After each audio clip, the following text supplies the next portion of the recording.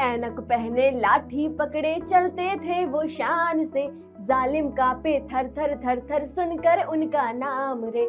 छोटा सा था कद उनका और सरपटे उनकी चाल रे, दुबले से पतले से थे चलते थे सीना तान के। बंदे में था दम, वंदे मातरम, बंदे में था दम, Vande Mataram. Hello my dear students, कैसे हैं आप सभी? This is Ayshi Chauri and welcome to next topper humanities, जहां हम बनाते हैं देश का भविष्य। और मैं आपकी हिस्ट्री टीचर आप सभी का स्वागत करती हूं हमारी इस वन शॉट सीरीज में, जहां पर आज हम पढ़ने वाले हैं हमारा क्लास 12th हिस्ट्री का chapter number 11, Mahatma Gandhi and the nationalist movement. तो भाई ये चैप्टर जो है वो अपने नाम से ही हमें बता रहा है कि इस चैप्टर में हम पढ़ने वाले हैं हमारे the great leader Mahatma Gandhi और उनके थ्रू इंस्पायर्ड और लेड नेशनलिस्ट मूवमेंट्स के बारे में। तो चलिए एक बार देख लेते हैं कि इस चैप्टर में हमने पढ़ना क्या क्या है। तो सबसे पहले हम बात करेंगे इसके इंट्रोडक्शन की, कि भाई ये जो चैप्टर जो है उसमें इंट्रोडक्शन में हमें कैसे बताया गया है कि कोई भी जो नेशनल मूवमेंट होता है वो एक लीडर की वजह से नहीं बल्कि पूरा देश को बनाने के लिए वो काम में आ रहा था। ठीक, उसके बाद हमने बात करी अ लीडर अनाउंसेस हिमसेल्फ, तो उसमें हम गांधी जी के बारे में पढ़ेंगे। Then we will talk about the making and unmaking of the non cooperation movement. उसके बाद बात करी जाएगी सॉल्ट सत्याग्रह की, उसके बाद क्विट इंडिया मूवमेंट की। फाइनली हम लोग बात करेंगे the last heroic days of the Gandhi ji. ठीक, उसके बाद हम उन सोर्सेस के बारे में बात करने वाले हैं जिनसे हमें गांधी जी के बारे में पता लगा हुआ है। फाइनली हम बात करेंगे कंक्लूजन और उसके बाद टाइमलाइन की। तो चलिए शुरू करते हैं हमारा चैप्टर इसके इंट्रोडक्शन के साथ। तो देखिए, आप जब क्लास 10th में थे तो आपने एक चैप्टर पढ़ा था the rise of nationalism in Europe. अब उस चैप्टर को जब आपने पढ़ा तो उसमें आपने ये देखा कि चाहे कोई भी देश क्यों ना हो, हर देश का जो नेशनलिस्ट मूवमेंट होता है या हर देश में जो एक क्रांति आती है, वो एक रेवोल्यूशन जो आता है, वो एक इंसान की सोच की वजह से आता है। और वैसा ही कुछ यहाँ पर भी देखा जा रहा है। ठीक है, तो ये चैप्टर हमें यही बताता है कि कोई भी देश हो, अगर उसमें नेशनलिज्म की भावना जागृत होती है, वो जागती है, तो वो एक इंसान की वजह से आती है। जैसे कि अगर हम बात करें इटली में, तो इटली में जो नेशनलिज्म आया वो आया गैरिबाल्डी के थ्रू। अगर हम बात करें अमेरिका की, तो अमेरिका को यूनाइट करने का काम किया था जॉर्ज वॉशिंगटन में through the great war of American independence. उसके बाद अगर हम वियतनाम की बात करें तो वियतनाम को फ्री किया कॉलोनियल रूल से हो मिन ची ने। उसके बाद अगर हम हमारे देश यानी कि भारत की बात करें तो हमारे देश में जो राष्ट्रवाद या नेशनलिज्म की जो भावना आई है वो आती है महात्मा गांधी की वजह से। तो हमारा ये जो पूरा चैप्टर है ना, ये हमें हमारे द फादर ऑफ नेशन के बारे में यानी कि महात्मा गांधी के बारे में बताएगा कि उनकी लीडरशिप में कैसे हमारा देश जो है वो आजादी की तरफ आगे बढ़ता है और ना सिर्फ आजादी को अचीव करता है बल्कि एक सुखद और समृद्ध देश को बनाता है। चलिए, तो यहाँ पर सबसे पहले बताया गया कि इस चैप्टर में हमने पढ़ना क्या है। तो यहाँ पर गांधी जी की एक्टिविटीज बताई गई हैं। So in this chapter we will deal with the Gandhi ji's activity in India from the year 1915 to the 1948। ठीक है, कि गांधी जी साउथ अफ्रीका से जैसे इंडिया वापस आते हैं, वहां से लेकर जब तक उनकी डेथ होती है 30 सितंबर 1948 तक गांधी जी ने इंडियन नेशनलिज्म में जो भी काम करे वो सभी काम जो है, वो सभी एक्टिविटीज जो हैं वो इस चैप्टर के थ्रू बताई गई हैं। उसके बाद बात होगा his interaction with the different section of the Indian society, मतलब कि गांधी जी ने जो दूसरे सेक्शन है सोसाइटी के, चाहे आप बात कर लीजिए हरिजन की, चाहे आप बात कर लीजिए इंडस्ट्रियलिस्ट की, कॉलोनियल्स की, जो भी हो, सभी के साथ गांधी जी का जो इंटरेक्शन हुआ और फिर उसका क्या इम्पैक्ट होता है वो कहानी भी हमने पढ़नी है। उसके बाद हम बात करेंगे पॉपुलर स्ट्रगल की। तो वो सभी स्ट्रगल जो गांधी जी ने या तो इंस्पायर करे या खुद उसे लीड किया है, उन सभी पॉपुलर स्ट्रगल्स की भी हमने यहाँ पर इस चैप्टर में बात करनी है। And then finally we will discuss about the various sources जो हमें बताएंगे गांधी जी के और उनके थ्रू लेड करे गए वो सभी सोशल मूवमेंट जो इस चैप्टर का मेन कंटेंट होता है। तो चलिए जी शुरू करें हमारा चैप्टर। आइए, अ लीडर अनाउंसेस हिमसेल्फ। ठीक, तो भाई ये हेडिंग जो है यहाँ से हम गांधी जी के बारे में पढ़ने वाले हैं। लेकिन गांधी जी अचानक से कैसे प्रकट हो गए भैया? अभी तो इसके पहला जो चैप्टर था इसमें तो हम रिवोल्ट ऑफ 1857 पढ़कर आए थे। तो क्या गांधी जी ने जन्म लिया और अचानक से पहुंच गए है ना ब्रिटिशर्स के खिलाफ आवाज उठाने? नहीं, ये जो पूरा टेन्योर है ना 1857 से लेकर गांधी जी जब तक 1915 में यहाँ से उन्होंने जब अपने मूवमेंट करने शुरू करे, उसके बीच की जो कहानी है ना, एक बार उसको समझ लेते हैं तो वहां से आपको चैप्टर जो है वो और अच्छे से समझ में आएगा। ठीक है, देखो तो हमने क्या पढ़ा भैया, हमने पढ़ा था 1857 का the first war of independence या फिर द रिवोल्ट। ठीक है, अब इस रिवोल्ट में हमने क्या देखा था कि इस रिवोल्ट के बाद जो ब्रिटिशर्स जो थे उन्होंने इस रिवोल्ट का बहुत बुरी तरीके से सप्रेशन किया, और इस सप्रेशन की मदद से क्या हुआ, 1858 में एक एक्ट लाया गया, और उस एक्ट की मदद से जो कंपनी का जो रूल था, यानी कि जो ब्रिटिश ईस्ट इंडिया कंपनी का जो रूल था वो खत्म हो गया, और उसकी जगह पर अब रूल किसका आ गया, क्राउन का। क्राउन मतलब क्या, क्राउन मतलब यानी कि जो ब्रिटेन की महारानी है, जो ब्रिटिश क्वीन है, अब वो डायरेक्टली इंडिया को रूल करेंगी, कंपनी रूल को एलिमिनेट किया जा चुका है। ठीक, अब क्या हुआ, अब ब्रिटिशर को ये बात समझ में आ चुकी थी कि भैया इंडिया में बहुत जरूरी है कुछ ऐसे लोग जो क्या करें, जो किसी भी सिचुएशन में ब्रिटिश का साथ ना छोड़े, हमेशा उनके लॉयल रहे। अब इसके लिए क्या किया जाए, इसके लिए यहाँ पर इन्होंने कई सारे रिफॉर्म करे। सबसे पहला क्या किया, सबसे पहले उन्होंने अपनाया क्या, डिवाइड एंड रूल की पॉलिसी। ठीक है, उन्हें समझ में आ चुका था कि भाई अगर भारत को राज करना है तो राज करना तभी पॉसिबल हो पाएगा जब तक हिंदू और मुस्लिम को अलग ना किया जाए। तो अब ब्रिटिशर ने हर एक तरकीब अपना ली जिससे वो भारत देश को रिलीजन के नाम पर, यानी कि हिंदू और मुस्लिम के नाम पर बांट सके। दूसरी चीज उन्होंने क्या करी, दूसरी चीज उन्होंने ये समझ में आई कि भाई इन्हें क्या दिया जाए, इन्हें एजुकेशन दिया जाए, और वो भी कौन सा, वो भी वेस्टर्न एजुकेशन। ठीक है, तो क्या होगा, उससे ये होगा कि ये सभी बच्चे जब ब्रिटेन या वेस्टर्न एजुकेशन में पढ़ाई करेंगे तो उनके जो माइंडसेट है ना, जो उनकी मेंटालिटी है वो ऑलरेडी ब्रिटेन के तरफ क्या होगा, झुका हुआ होगा, है ना, उनकी तरफ इंक्लाइंड होगा। तो क्या होगा, उससे ये होगा कि कोई भी सिचुएशन हुई तो उसमें हमेशा ये लोग ब्रिटिशर्स की मदद करेंगे और समझेंगे कि भाई आज हमारे पास जो कुछ भी है वो ब्रिटेन की महारानी की वजह से है। रेलवे को यहाँ कहीं ना कहीं अप्रिशिएट करेंगे, हर रिफॉर्म, हर एक पॉलिसी जो ब्रिटेन ये लेकर आएगा, हर चीज को यहां पर तारीफ करी जाएगी, उसे अप्रेस किया जाएगा। ठीक, तो दूसरी जो काम किया उन्होंने क्या किया, वो था वेस्टर्न एजुकेशन को लाना। अब तीसरी चीज क्या हुई, तीसरी चीज ये हो गई कि भैया उन्हें ये बात समझ में आ रही थी कि हम किसी दूसरी कंट्री के लोगों को रूल करने के लिए आए हुए हैं, और जब ये सभी इंडियंस पढ़ लिख लेंगे तो उन्हें भी समझ में आएगा कि भाई हमारे पास भी राइट टू एडमिनिस्ट्रेशन होना चाहिए, हमारे पास भी कुछ ऐसे पावर होने चाहिए, एक ऐसी असेंबली होनी चाहिए जहां पर एटलीस्ट हम बैठकर अपनी बातें तो कर सके, अपने डिस्प्यूट्स को, अपने मैटर्स को डिस्कस तो कर सके। तो इसके लिए फाइनली बनाया गया 1885 में द इंडियन नेशनल कांग्रेस। ठीक है, तो एओ ह्यूम और लॉर्ड डफरिन जो हैं उनकी मदद से 1885 को इंडियन नेशनल कांग्रेस बनाया गया, which was also called as the went, है ना, प्रेशर वेंट कहा गया इसे, कि जब भी इंडियंस जो हैं, हम इंडियंस को परेशान करेंगे, वो एकदम से परेशान हो जाएंगे, जैसे तुम लोग करते हो ना कि भाई जब बहुत गुस्सा आ रहा है मम्मी के ऊपर, टीचर के ऊपर, सबके ऊपर, तो क्या किया, किसी फ्रेंड को कॉल लगाया और कॉल लगा के उसको पूरी कहानी एक सांस में बोल दिया कि चुप रहना, मैं जो बोल रहा हूं बस सुन ले। ठीक है, तो यही मेंटालिटी का काम क्या किया गया, इंडियन नेशनल कांग्रेस बनाकर किया गया था। उसमें उन्होंने ये बोला कि इन सभी इंडियंस को ना एक काम करो, साल में एक बार मिलवाओ, और मिलवा कर उनकी जो भी भड़ास है ब्रिटिशर्स के खिलाफ, जो भी उनकी समस्याएं हैं, दिक्कतें हैं, वो बैठकर एक जगह पर डिस्कस कर लेंगे। ठीक है, तो इंडियन नेशनल कांग्रेस आई, लेकिन इंडियन नेशनल कांग्रेस बनाने के बाद ब्रिटिशर्स को ये नहीं पता था कि भाई यही क्या बनेगा, इनके गले का फंदा बनेगा। ठीक है, तो हुआ क्या, Indian national Congress was the cornerstone, है ना, ये एक नींव थी हमारे देश की जिससे नेशनलिज्म ग्रो हुआ। अब इंडियन नेशनल कांग्रेस में आगे जाकर आप देखेंगे दो फेजेस। पहला फेज था मॉडरेट फेज, ठीक है, जो कि 1885 से लेकर 1905 तक चला।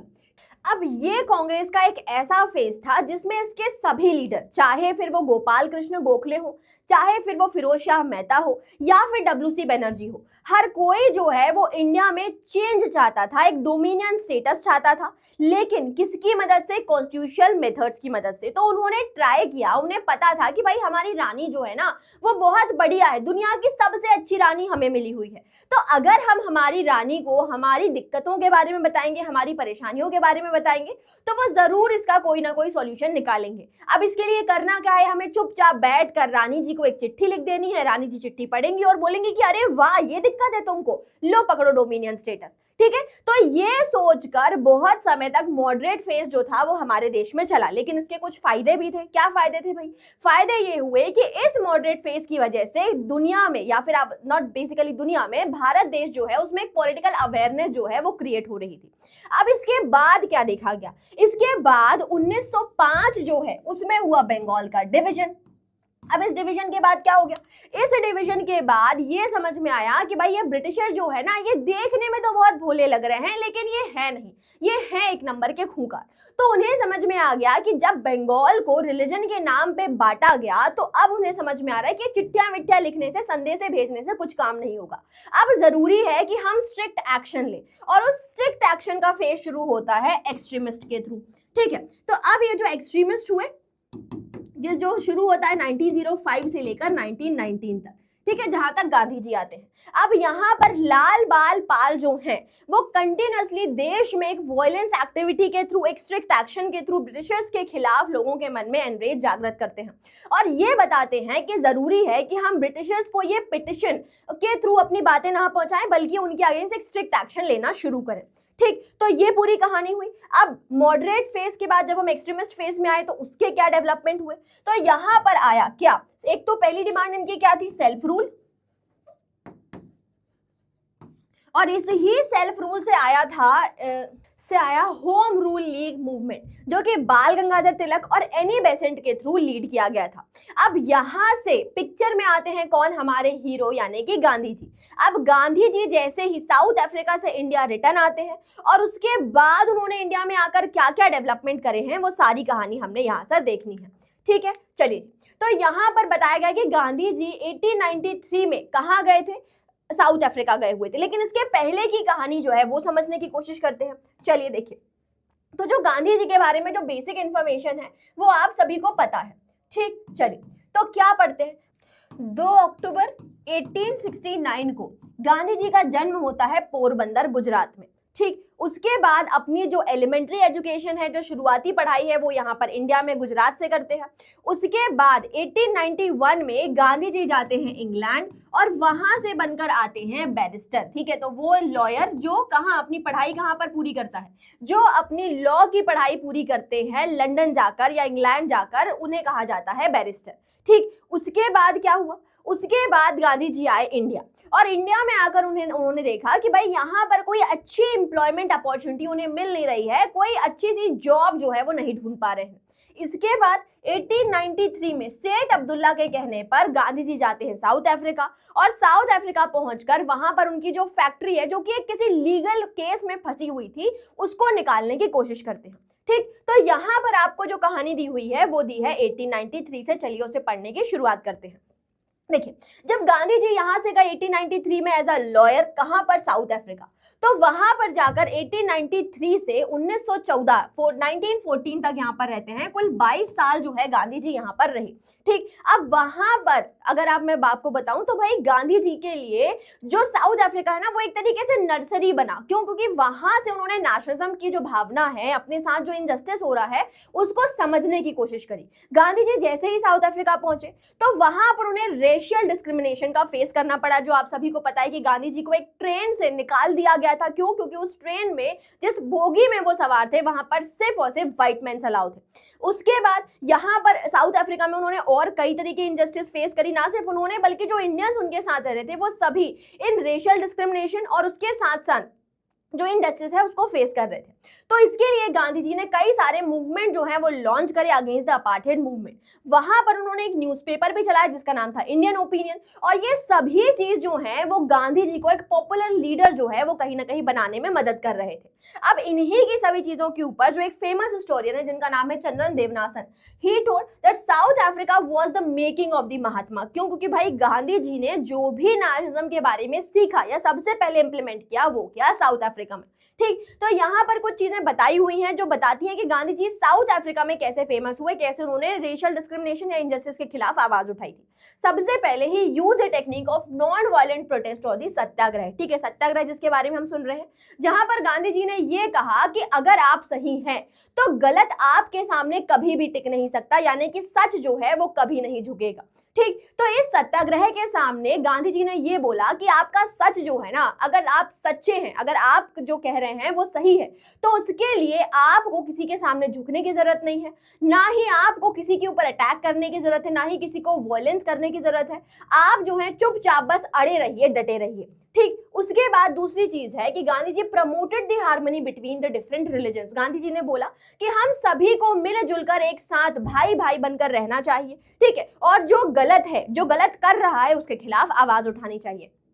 तीसरी चीज जो थी, he alerted the upper caste Indians to the discriminatory treaty of the low caste and the womens. ठीक है, यहाँ पर गांधी जी ने सभी लोग जो हैं उनमें एक अवेयरनेस क्रिएट करी कि किस तरीके से जो अपर कास्ट इंडियंस हैं वो उन्हीं के देश में रह रहे, उन्हीं के कंपैट्रियट लो कास्ट और उन्हीं के घरों में रह रही विमेन के साथ इनजस्टिस करते हैं। तो ये सभी चीज जो है ये गांधी जी की एक सोच के बारे में हमें बता रही हैं। अब 1893 से 1914 तक रहने के बाद गांधी जी फाइनली 9 जनवरी 1915 को इंडिया आते हैं, और इंडिया में आने के बाद यहां पर उन्होंने क्या किया हुआ है, चलिए उसके बारे में हम पढ़ेंगे। तो 1915 में जब गांधी जी वापस इंडिया आते हैं, तब का इंडिया और वो इंडिया जो वो 1893 में छोड़कर गए थे, वो जो है वो बिल्कुल बदल चुका था। ठीक, 1915 में यहाँ पर उन्होंने आकर देखा कि भाई इंडिया के जो लोग हैं वो नेशनल पॉलिटिक्स में बहुत ज्यादा एक्टिव हो चुके हैं, और जिसका जो मेन रीजन या जो मोस्ट लेटेस्ट रीजन था वो था स्वदेशी मूवमेंट, जो कि 1905 से 1907 तक चला।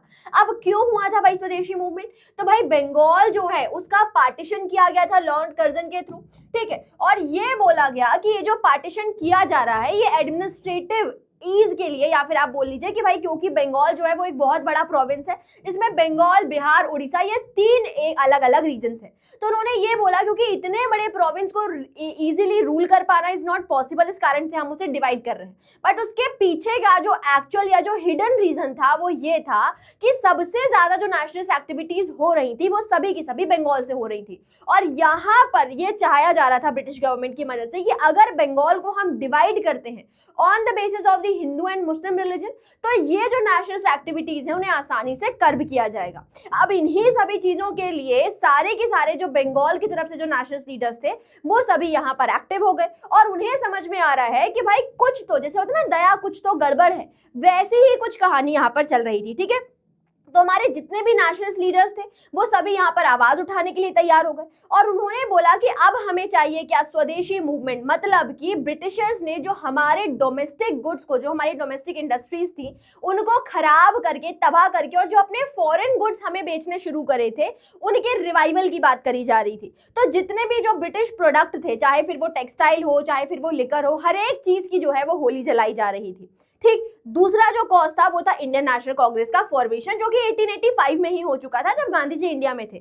लेकिन ये जो एक ऐसा ऑर्गेनाइजेशन था जिसकी वजह से जो मिडिल क्लास है वो सबसे ज्यादा हमारी जो नेशनलिस्ट कॉज है उससे जुड़ना शुरू हुए थे। जैसे मैंने आपको बताया हुआ था कि भाई ये सभी पढ़े लिखे लोग थे, जो प्रोफेसर, डॉक्टर, इंजीनियर्स, ऐसे रीजन को या ऐसे ग्रुप को बिलोंग कर रहे थे, और वो सभी इंडियन नेशनल कांग्रेस की मदद से अपने जो इश्यूज हैं वो यहाँ पर बताने की कोशिश कर रहे थे। दूसरी चीज क्या थी? दूसरी चीज ये थी कि इंडियन नेशनल कांग्रेस जो है धीरे धीरे उसने अपनी जो ब्रांचेस हैं वो इंडिया के कई सारे जगहों पर, स्टेट्स में, टाउन्स में बनवाया हुआ था, जो कहीं ना कहीं इस ऑर्गेनाइजेशन को एक नेशनल कलर जो है वो प्रोवाइड कर रहा था। ठीक, लेकिन यहां से समझ में आ रहा है कि 1907 से धीरे धीरे जो कांग्रेस है वो स्प्लिट होना शुरू हुआ on the basis of the ideology. ठीक, क्या हुआ था भाई, यहाँ पे कांग्रेस डिवाइड होता है मॉडरेट और एक्सट्रीमिस्ट में। तो उसका वन ऑफ द एक कॉज अगर मैं आपको बताऊं तो वो था स्वदेशी मूवमेंट का स्प्रेड। ठीक है, तो जो बंगाल के लीडर्स थे, या फिर आप बोल लीजिए कि जो मॉडरेट लीडर्स थे, वो ये चाहते थे कि स्वदेशी मूवमेंट जो है वो सिर्फ बंगाल तक ही सीमित रहे। लेकिन वहीं पर जो दूसरे लीडर्स हुए वो ये चाहते थे कि स्वदेशी मूवमेंट को पूरे देश में स्प्रेड किया जाना चाहिए। ठीक, और that led to the division of Congress which is the Surat split in the 1907, और यहां से कांग्रेस जो है वो डिवाइड होती है मॉडरेट और एक्सट्रीमिस्ट में। ठीक, तो अगर हम इन एक्सट्रीमिस्ट की बात करें तो यहाँ पे 3 मेन लीडर्स हैं विच is the Lal, Bal and पाल। तो चलिए उनके बारे में हम देखते हैं। ठीक, सबसे पहले एक्सट्रीमिस्ट की बात करते हैं कि ये आखिर चाहते क्या थे। ये चाहते थे कि ये जरूरी है कि अगर हम हमारे देश से कॉलोनियल गवर्नमेंट को भगाना चाहते हैं, अगर हम विदेशियों को भगाना चाहते हैं, या अगर उनसे अपने तरफ कोई आवाज तक उन तक पहुंचाना चाहते हैं, तो वो कब होगा, जब हम उनका मिलिटेंट ओपोजिशन करेंगे। दे एडवोकेटेड द मिलिटेंट ओपोजिशन की हमें हथियार लेकर एक तरीके से वॉयलेंस करके उन तक अपनी आवाज सुनानी होगी, तभी वो हमारी बात मानेंगे। और इसके प्रपोजर्स कौन थे? इसके प्रपोजर्स थे Lal, Bal and Pal. Lal is the Lala Lajpat Rai, Bal is Bal Gangadhar Tilak and Pal is Bipin Chandra Pal, और उन्हीं में से एक और जो इनके सपोर्टर थे वो थे अरबिंदो घोष।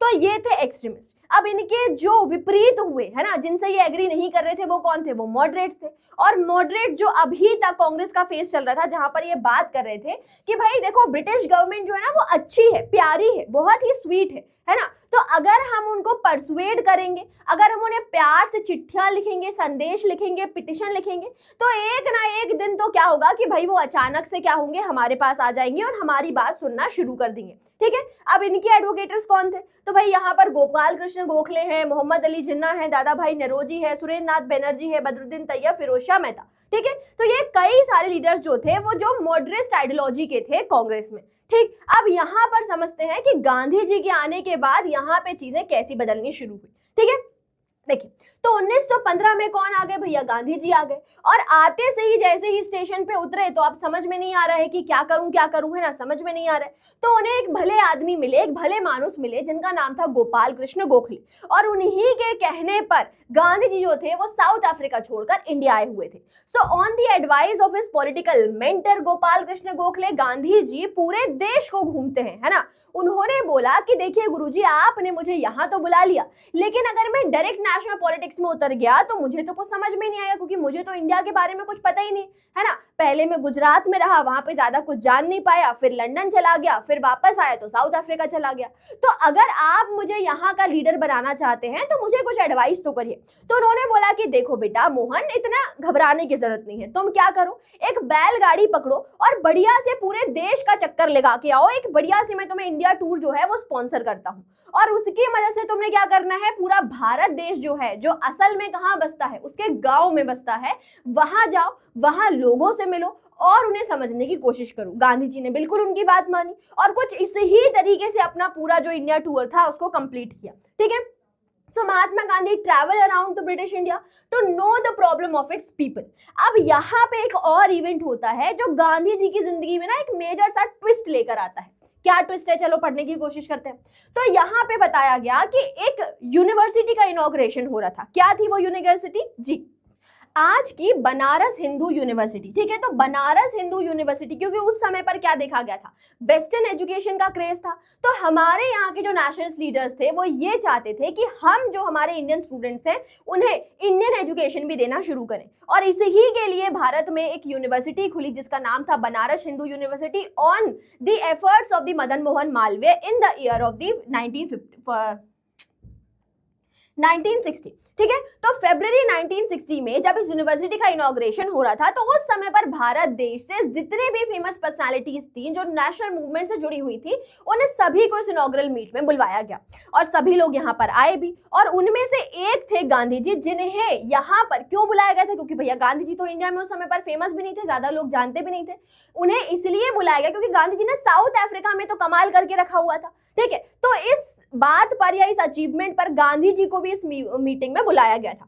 सो in his speech Gandhi ji charge the Indian elite with a lack of concern and the labouring poor. ठीक है, तो यहां से हम समझने की कोशिश करते हैं कि गांधी जी ने इस मीटिंग में आखिर किया क्या। देखो, गांधी जी उस मीटिंग में पहुंचे, गांधी जी बहुत देर तक पीछे की जो पंक्ति थी, है ना, जो पीछे की लाइन थी, उसमें बढ़िया तरीके से बैठे हुए थे चुपचाप और सुन रहे थे कि हर एक इंसान यहाँ पर क्या बोल रहा था। अब हर एक इंसान जो जा रहा है वो अपने आप को किसी ना किसी एक मिडिल क्लास का जो एक सर्विस है उससे रिलेट करने की कोशिश कर रहा है। कोई बताता है कि मैं यहाँ पर डॉक्टरों की समस्याओं को बताने आया हूँ, कोई बताता है कि मैं प्रोफेसर्स की, कोई इंजीनियर्स की, कोई लॉयर्स की। तो यहाँ पे हर एक इंसान आया हुआ था। अब गांधी जी ने जब इन सभी को सुना तो गांधी जी को एक आइडिया दिमाग में आया कि यार यहाँ ना कुछ गड़बड़ हो रही है। तो गांधी जी को जैसे ही माइक हाथ में मिला वो पहुंचे वहां पर, और वहां पर उन्होंने बोला कि देखिए आप सभी जो हैं यहाँ पर, ये जो सभी लोग आए हुए हैं, ये आप भारत देश के सिर्फ 15% पॉपुलेशन को रिप्रेजेंट कर रहे हैं, क्योंकि बाकी की जो पॉपुलेशन है 85% वो तो हमारी गांव में बस रही है। और अगर मैं अभी तक देखूं तो ये पूरा के पूरा जो नेशनलिस्ट मूवमेंट है ये सिर्फ और सिर्फ मिडिल क्लास तक ही सीमित है। क्यों? क्योंकि हमारे भारत का जो एक्चुअल आम जनता है, जो कॉमन मास है, वो तो मुझे यहाँ पर कहीं पर भी दिखाई नहीं दे रही है। तो गांधी जी यहाँ से अपनी स्पीच बोलना शुरू करते हैं, चलिए पढ़ते हैं उसके बारे में। So Gandhi ji contrasted between the richly backed noblemen present and the millions of poor Indian who were absent। ठीक है, तो गांधी जी ने बोला कि भाई ये मीटिंग जो है ये बहुत बढ़िया चल रही है ना, बहुत बढ़िया मीटिंग है, बहुत अच्छा, बहुत तरीके से है ना, आपने इसका भव्य प्रदर्शन किया हुआ है, लेकिन इस मीटिंग में मुझे मेजर पॉपुलेशन जो है वो देश की यहाँ पर एब्सेंट लग रही है, विच आर दी पुअर्स। ठीक, अब यहाँ पर उन्होंने क्या बोला कि भाई इंडिया का ये जो नेशनलिज्म है वो मुझे सिर्फ और सिर्फ एक एलीट फिनोमिनन, मतलब कि सिर्फ पढ़े लिखे कुछ रिचली लोग जो हैं वही यहाँ पर दिख रहे हैं जो कि नेशनलिज्म की यहाँ पर बात कर रहे हैं। और जो एब्सेंट है वो कौन है? जो एब्सेंट है वो इस देश की आम जनता यानी कि कॉमन मैन है। तो यहाँ पे गांधी जी बोलते हैं that there is a no salvation for India unless you strip yourself of this jewelry and hold it in trust of your countrymen in India। तो यहाँ पर उन्होंने क्या बोला कि भाई आप जो हैं, जो इतने बड़े बड़े हीरे जवाहरात से सजे हुए हैं और यहाँ पर आए हुए हैं, तो आपको इस नेशनल मूवमेंट को तब तक साल्वेशन नहीं मिलेगा, तब तक मोक्ष नहीं मिलेगा, जब तक आप इस देश की जो एक्चुअल जनता है, जो आम जनता है, उसके आप भले के बारे में नहीं सोचते। उसके बाद गांधी जी ने ये बताया कि भाई यहाँ पर जो पीजेंट्स हैं, जो वर्कर है, जो इस देश की मेजॉरिटी पॉपुलेशन है, वो तो यहाँ पर प्रेजेंट ही नहीं है। और यहाँ पर वो बोलते हैं कि भाई सेल्फ रूल की आत्मा तब तक नहीं है। ठीक है, so there can be no spirit of self government about us if we take away or allow other to take away from the peasant almost the whole of the result of their labour. ठीक है, तो गांधी जी ने क्या बोला? उन्होंने ये बोला कि भाई ये सेल्फ रूल आप ये जो कह रहे हैं ना, इसकी कोई आत्मा ही नहीं है, इसका कोई वजूद ही नहीं है तब तक जब तक हम या हमारे होते हुए कोई और, हमारे देश के जो किसान हैं वो जो प्रोड्यूस कर रहे हैं वो उससे छीना जा रहा है और उससे खराब तरीके से यूटिलाइज किया जा रहा है। ठीक है, तो यहाँ पे बोला जा रहा है कि भाई जो वो लेबर कर रहे हैं, जो चीजें वो प्रोड्यूस कर रहे हैं, उसको कोई और जो है वो उसका मिसयूज कर रहा है। तो इसलिए जरूरी है कि अगर हम इस नेशनलिस्ट मूवमेंट की बात करें तो सबसे पहले उन कॉमन मास को, उन पीजेंट्स और वर्कर्स के बारे में यहाँ पर हम सोचें। तो इन्फ्रेंस क्या निकला इनकी स्पीच का कि that he desired to make Indian nationalism properly representative of the Indian people as a whole। वो चाहते थे कि हमारे भारत का ये जो नेशनलिज्म है ये सिर्फ मुट्ठी भर लोगों तक ही सीमित ना रहे, बल्कि पूरे देश पर इस नेशनलिज्म का, इस राष्ट्रवाद का जो रंग है वो चढ़ जाए। He also said the salvation can only come through the farmer. उन्होंने क्या बोला कि भाई अगर आप मोक्ष चाहते हैं, अगर आप साल्वेशन चाहते हैं, तो वो साल्वेशन आपको कब मिलेगा? जब हमारे देश का जो किसान है, जो हल जोतने वाला इंसान है, वो जो इस मिट्टी से जुड़ा हुआ इंसान है, वो इस मूवमेंट से जुड़ता है। चलिए, अब यहाँ पर जब गांधी जी किसान की बात करें तो हम पढ़ते हैं कि गांधी जी ने किसानों के लिए कौन से मूवमेंट जो है वो लॉन्च करे हैं। चलिए, Gandhi ji was the man of his words, है ना। उन्होंने सिर्फ कथनी में नहीं बल्कि वो करनी में बिलीव करते थे। यानी कि उस बीएचयू की इनॉग्रल मीट में उन्होंने ना सिर्फ अपने आप को वर्कर और पीजेंट्स का लीडर कहा, बल्कि उनके लिए काम भी किया। तो चलिए बात करते हैं उन 3 पीजेंट्स और वर्कर मूवमेंट के बारे में। सबसे पहले जो मूवमेंट हुआ वो था Champaran movement, which was done in the year 1970। क्या होता है उस मूवमेंट के बारे में, चलिए देखते हैं। तो गांधी जी की मुलाकात होती है व्यक्ति के साथ जिसका नाम होता है राजकुमार शुक्ला। अब ये जो राजकुमार शुक्ला है वो गांधी जी को ये बताते हैं कि बिहार के जो चंपारण डिस्ट्रिक्ट है वहां पर जो फार्मर हैं वो बहुत ज्यादा परेशान है, क्योंकि ब्रिटिश गवर्नमेंट जो है वो जबरदस्ती उनसे 3 कटिया सिस्टम के अंडर में इंडिगो का प्लांटेशन कर रही है। अब गांधी जी को जब ये बात पता चलती है तो वो जाते हैं डायरेक्ट चंपारण और वहां के फार्मर से मुलाकात करने के बाद उन सभी के साथ एक सत्याग्रह को लॉन्च करते हैं। और इस सत्याग्रह में उनकी डिमांड होती है कि पीजेंट्स को अपनी फसल के लिए सिक्योरिटी ऑफ टेन्योर मिले और साथ ही साथ वो जिस क्रॉप को ग्रो करना चाहते हैं उसकी चॉइस की भी उन्हें फ्रीडम मिलनी चाहिए। ठीक, अब क्या गांधी जी का ये मूवमेंट जो है वो सफल होता है? तो जी हाँ, बिल्कुल होता है। गांधी जी के इस मूवमेंट के बारे में यहाँ पर एक इंक्वायरी कमीशन बनाया गया, 3 कटिया सिस्टम को अबॉलिश किया गया और साथ ही साथ जो फार्मर्स हैं उन्हें अलाउ किया गया कि वो अपनी मर्जी से किसी भी क्रॉप को ग्रो कर सकते हैं। गांधी जी की पहली सफलता उनके हाथ लगी। चलिए, अब उनके दूसरे मूवमेंट की बात करते हैं जो कि वर्कर के बारे में था। तो ये हुआ अहमदाबाद की टेक्सटाइल मिल। ठीक है। So this was the Ahmedabad textile mill strike जो हुई फरवरी 1918 में। अब उस समय पर यह देखा गया कि अहमदाबाद के जो टेक्सटाइल वर्कर्स हैं उन्हें फोर्स किया जा रहा था कि आपको नेगोशिएट करना पड़ेगा एक फिक्स्ड वेज रेट के साथ। तो जहां पर वर्कर्स की डिमांड है कि उन्हें 50% हाइक मिलना था, वहीं पर जो टेक्सटाइल ओनर्स हैं उनकी डिमांड थी कि हम सिर्फ 25% ही दे सकते हैं। फाइनली यहाँ पर नेगोशिएट किया गया और 35% पर बात जो है, डील जो है वो डन होती है। So Gandhi ji started a satyagraha in Ahmedabad for demanding a better working condition for the textile mill workers, ठीक है, ताकि उन्हें बेटर वर्किंग कंडीशन मिल सके और साथ ही साथ उनका जो इनकम रेट है, वेज रेट है, वो भी यहाँ पर इंप्रूव किया जाए। उनका ये मूवमेंट भी फाइनली सक्सेसफुल होता है। अब उसके बाद थर्ड मूवमेंट की बात करेंगे which was the Kheda Satyagraha. This movement was done in the year 1918, same year में ये दोनों मूवमेंट होते हैं।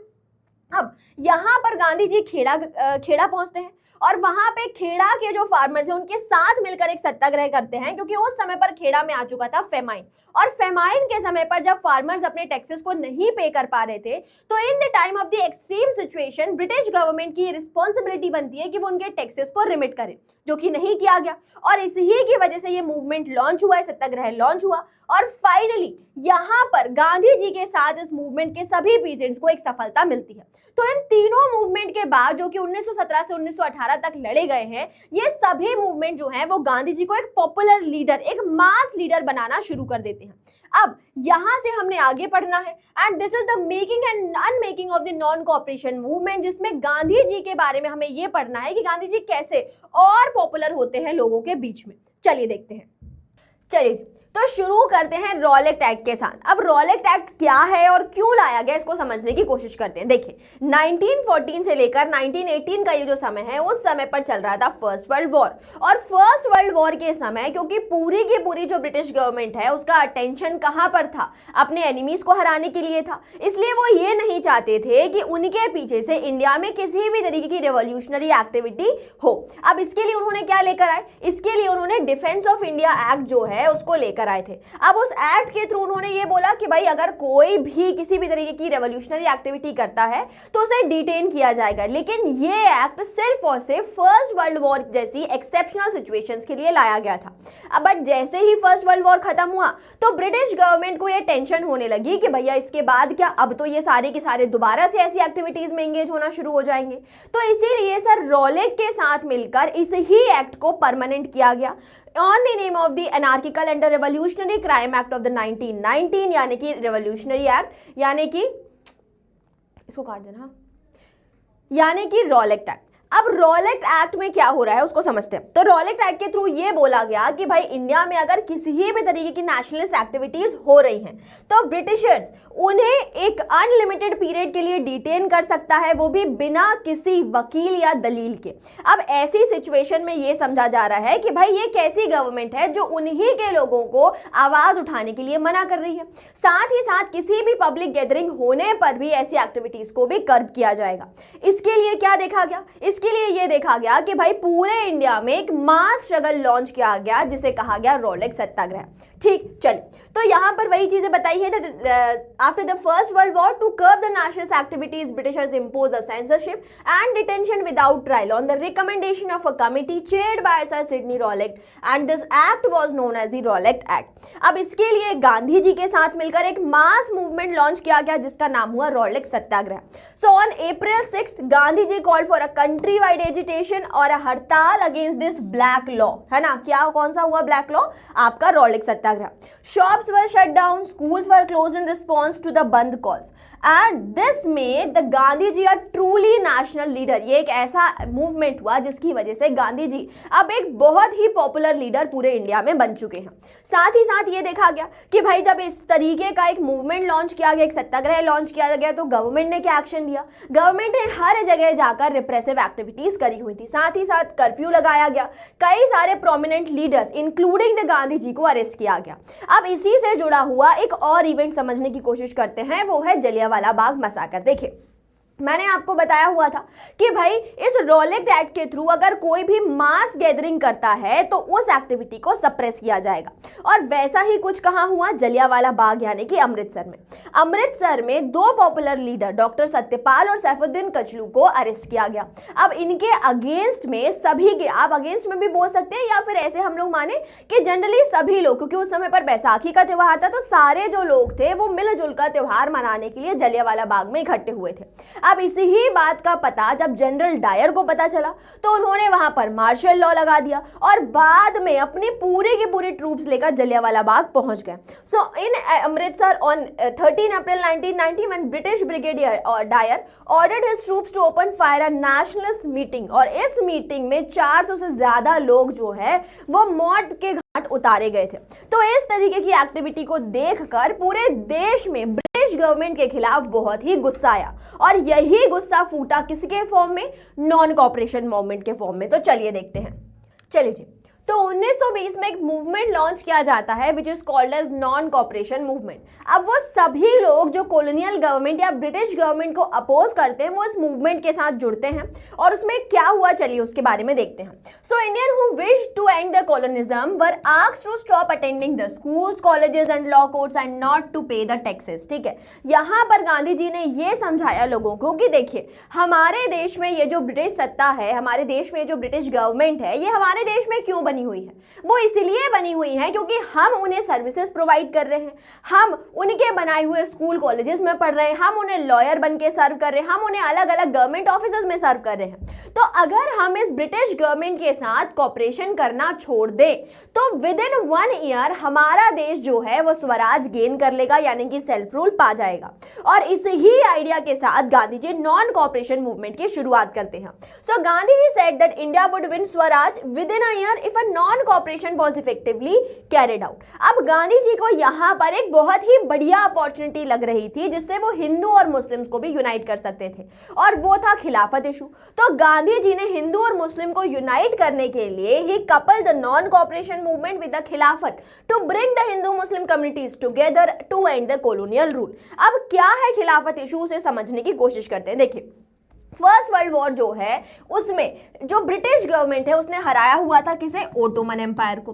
ठीक है, अब जब ये ओटोमन एम्पायर को हटाया गया तो इसमें जो पोस्ट थी किसकी, खलीफा की, उसे भी यहां पर हटा दिया गया। अब खलीफा सिर्फ और सिर्फ ओटोमन एम्पायर के ही रूलर नहीं है बल्कि पैन मुस्लिम रूलर है, पैन इस्लामिक रूलर है। तो जब एक ऐसे रिलीजियस रूलर को हटाया जा रहा है तो जितने भी मुस्लिम रिलीजन्स है वो सभी के सभी उनके रिलीजियस सेंटिमेंट्स हर्ट होते हैं, और इसी ही के कारण ये जो मूवमेंट है वो लॉन्च किया जा रहा था।